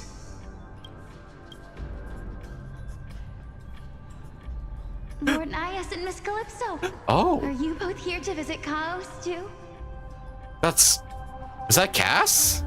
Yes, and we've been waiting for quite some time now. Oh, this music though. Regrettably, he hasn't answered us. The worst case scenario is that he's already been overwhelmed and crushed by the world-bearing burden. Wait. You're overthinking, Lord Nias. I can still sense Chaos' soul in the area. And besides, we both know Chaos' nature. A deliverer like him wouldn't fall so readily. Deliverer? Much less give up on all that he holds dear. Isn't that so? Oh. Yes, I have faith in him. That reminds me. Why are you making this trip alone, Polixia? Polixia? Oh, my sister needs more time to make sure the flowers are fine. Wait, sister? Such a pity. Both of you have hearts kinder than anyone else. Yet you are born only to take over Thanatos' divinity. Everything that I see and hear this time has left me shaken to the core. What may seem like a mundane conversation is in truth a once-in-a-lifetime exchange that has revealed the ultimate answer to Cersei's question. What exactly are we? Conjecture has taken shape and must now be solidified into a theorem. Next, I only need to seek verification from Kefali.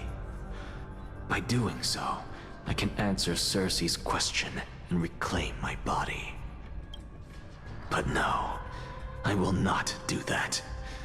That isn't important. What do you mean that isn't important? So you don't want to get your body back? Because another one of my conjectures, one that I have always dreamed of proving, has been proved right this very instant.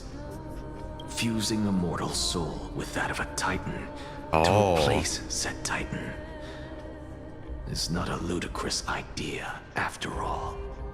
What? Wait, no, I want to know. I want like direct answers. Thinking about. To Don Hung's POV. Okay. Well, prepare for this one to be like 90% unvoiced. Huh. Sister. Wait. I'm still confused. I'm still somewhat lost. I'm trying to piece this together in my head of like what's going on there. Like, did Circe used to be a normal person before becoming okay, so Calypso was an actual person but then became Circe later on? Like, I'm trying to still figure that out. Like how Nias was a part of Nikador? And Castorice has a sister as well, which, Got your hints, Calypso, Nias, Elixia, and Chaos. I'm trying to remember where was Chaos mentioned. I know I've heard that name before somewhere in this, but I don't remember where. Still trying to piece it together in my head, but I'm gonna hope the game like directly gives me answers because I'm not sure if my theories make sense or not. But hey, what are we doing here? Just amazed at how towering this tree, Circe's divine body, is Circe's divine body. It's a majestic sight. Is that so? You don't look the slightest bit amazed, though. Plus, you seem to be strangely familiar with the city around the great tree. Merely something from the past I won't go into. I had troubles with giant trees before. Events of the past, huh? I was also a child when I looked up at Circe's. Their leaves and branches reflected the sparkling stars. And their trunk was like a pillar that supported the sky and ground. I stood at this very spot back then, imagining the day when I could climb to the top of this tree. Because I would be the closest I can be to the sky at that spot. You're a sky priest, yet you study at a place that is home to the Reason Titan. That is rather counterintuitive. Don't read too much into it. I mean, can mortals even hope to reach Aquila's realm? They're a strict and draconian god. Nothing like Circe's. Reason is willing to share what is theirs with others, but Sky only expects people to revere them. You get what I'm saying, right, Denny? Yeah. After all, the titan that imprisoned you and Grey here in Amphorius is none other than Aquila themselves. Yes, I didn't count on provoking in the ire of a local god. But there will always be people who dream of soaring towards the sky. The Grove has a wealth of research on Aquila, and that is exactly what we are here for. It's just... I never thought Grey would meet with something like that before we set off. As a physician, I should have been there by his side. Is? Think they forgot to change that line for a cell? Bad luck tends to come in streaks, so don't beat yourself up over it. Besides, Aglaia needs you to help uncover the truth behind what happened to the Grove. Let's just make the most of this trip and keep a lookout for any documents that relate to the Death Titan. They could be useful to Space Age. Yeah, there's no rest for the weary, huh? In any case, what we're looking for could be anywhere in this enormous grove. Let's split up to cover more ground. Danny, with your skills, I'm sure those monsters born of the Black Tide will pose no threat to you anyway. What about you? Will you be alright on your own? Have you forgotten that you're talking to the chief physician of the Twilight Courtyard? Have more faith in me. I'll be just fine. Also, really, she's just wearing the a pin of the sum that she will get in 3.3. That's cute. The silence here is near deafening. With the vast amount of knowledge it holds, this academy is akin to a labyrinth of information. Even the cleverest of scholars will easily lose their way in here. Should gather my thoughts before heading in. How to leave Amphorius. In the Miss Aquila, the titan who reigns over the domain of the skies, is a colossal bird that overlooks the world beneath them with 100 eyes. As long as they continue to soar above the clouds, the people of Amphorius will remain trapped on the ground. Hycine's foresight bearers were priests who worship Aquila. Nobody's more familiar with the taboos of the Sky Titan than her. Seeing how Aglaia has sent her here as a guide, it's possible that she plans to have Hycine take on a trial in the future. And for its Titan mythology, You have my magical staff to bonk people with, yeah. In Emporius, Titans are a common topic of discussion. People create myths, in turn, conceive Titans. It's a tricky task to keep an objective view when among the people of Emporius. Is there a way to step out of the situation and look at it from a different perspective? Titans and Eons. Titans and Eons are two different classes of beings. Titans can communicate with us humans, and it is not impossible for us to overpower them. Upon their demise, we could even take over their divinity. In this regard, Titans can be said to be a lot similar to humans than Eons are. Priceless heirs and demigods. Priceless heirs are humans who possess heroic qualities, with most of them demonstrating extraordinary combat prowess and strength. Upon clearing a core flame trial, a Crisis Heir can even ascend to a demigod and inherit a Titan's divinity. Wait, something about that feels off. Is this a selection process of some sort? The Flame Chase journey into his prophecy. Guided by the prophecy, the heroes are on a quest to reclaim the core flames and usher in the Era Nova. Their efforts have seen gratifying results to date. As expected, the prophecy is the hardest to make any sense of, but with barely any information to go on, no matter how much I ruminate on it, it won't yield any results. I should leave this for another time.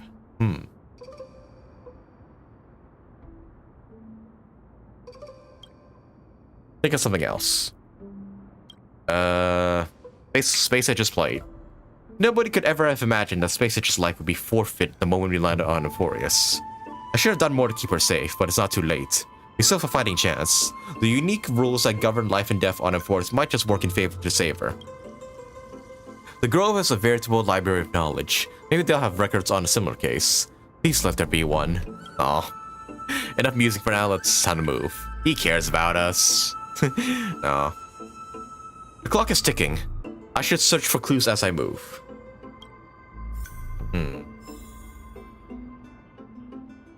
I like that Hyacinth has a bit of an accent to her. Like, not completely American English. Her VA's from London, yeah. I kind of wish Hoy would, like, allow their VAs to have, like, accents and whatnot. Because, yeah, some of the voices just sound a bit samey after a while. Like, for example, with, Escapé's VA. I think her VA is British, actually. But they don't let her, like, use her British accent at all. It's just mostly American, so... Yeah, I kind of hoping they, I don't know, change that in the future for, like, future characters and whatnot. I'm hooked up with credits. Update. Oh my god. What do you need all those credits for? Like, are you just hoarding them for the sake of hoarding them? Like, jeez. That's a lot of money. I won't say a thing because I want to hear your theories before the story spells it out for you, for the player. So what I think is going on right now is, I think, Calypso and also, Nias were normal people, but, assumed the divinity of, like, their respective titans, and thus, in turn, becoming the titans. I think? I think my theory is completely off, but this is just one I'm just throwing out there in my mind. So, Calypso seemed like a regular human being, like in those, like, ghost flashbacks or whatever they were. And she's, Ceres, as of right now, seems to have lost all memory of what happened here. So I'm gonna guess that, yeah, both Nias and Calypso were normal people, but then assumed the divinity of Ceres and Nikador respectively. And so did, Castorice's sister, potentially? I'm assuming that's her sister, considering she looks so much like her. And yeah, maybe Cass's sister did become the Death Titan, become Thanatos. And meanwhile, her sister does bear the curse of immortality with the whole death thing she has going on here. That's my theory at the very least. I don't think it makes sense. I think there are plenty of holes in it, but that's a theory I'm gonna stick with until the game spells it out for me of like what it is. Who else expanded the accents in... Oh yeah, especially with Zani. I really like that Italian accent she has. Actually, the brand doesn't have a Spanish accent. which kind of sucks. Yeah, that's a heavily missed opportunity, really. But okay, folks, I think this is a good place as any to stop the story for now. I know we have plenty more to go through, and we're kind of like somewhat halfway through the story. Yeah, we've been at this for like a good, I think, like a good 2.5 hours as of right now. And yeah, I think we'll try and do the rest of it, all of it, on Thursday, but when we stream HSR again. Yeah, this might be a good stopping point for now because, yeah, I think I don't have much other time to stream as of right now. But oh, wait, butterfly, wait, where? Oh no, the bug's right there. Got it. But yeah, I'm gonna stop here for now. Wait, how do I back out? Oh yeah, click on this. Go back to me. And then we'll return to the story with Ganhong on Thursday.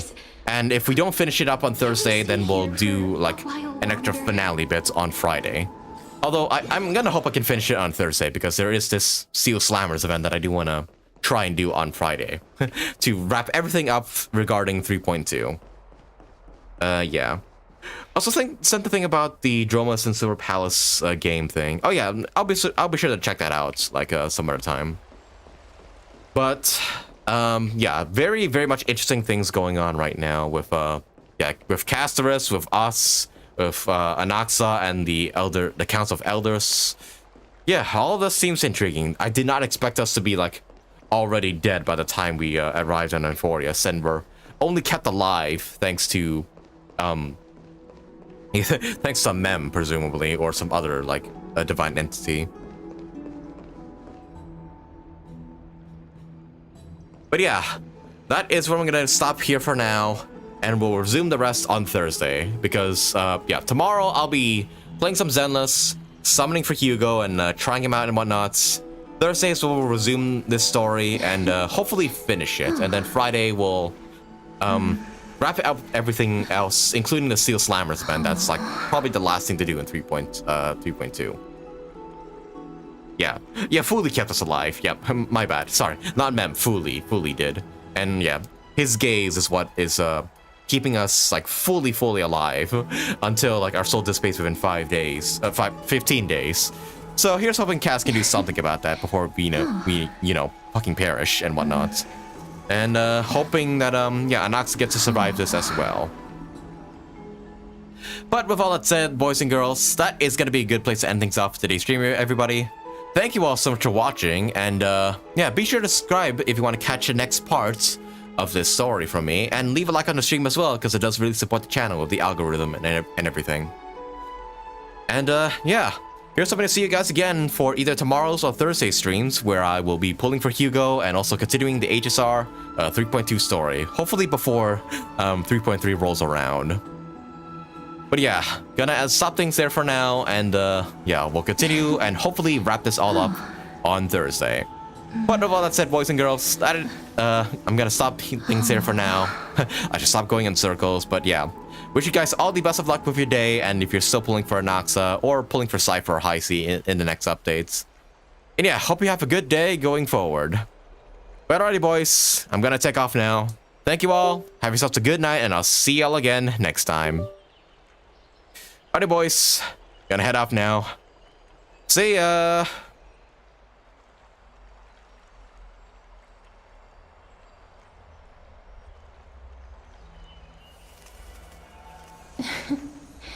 Oh.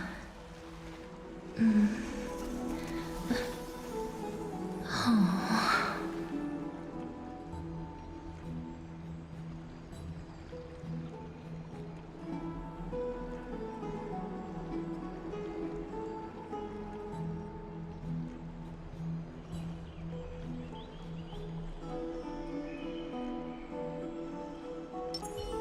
Submit or die.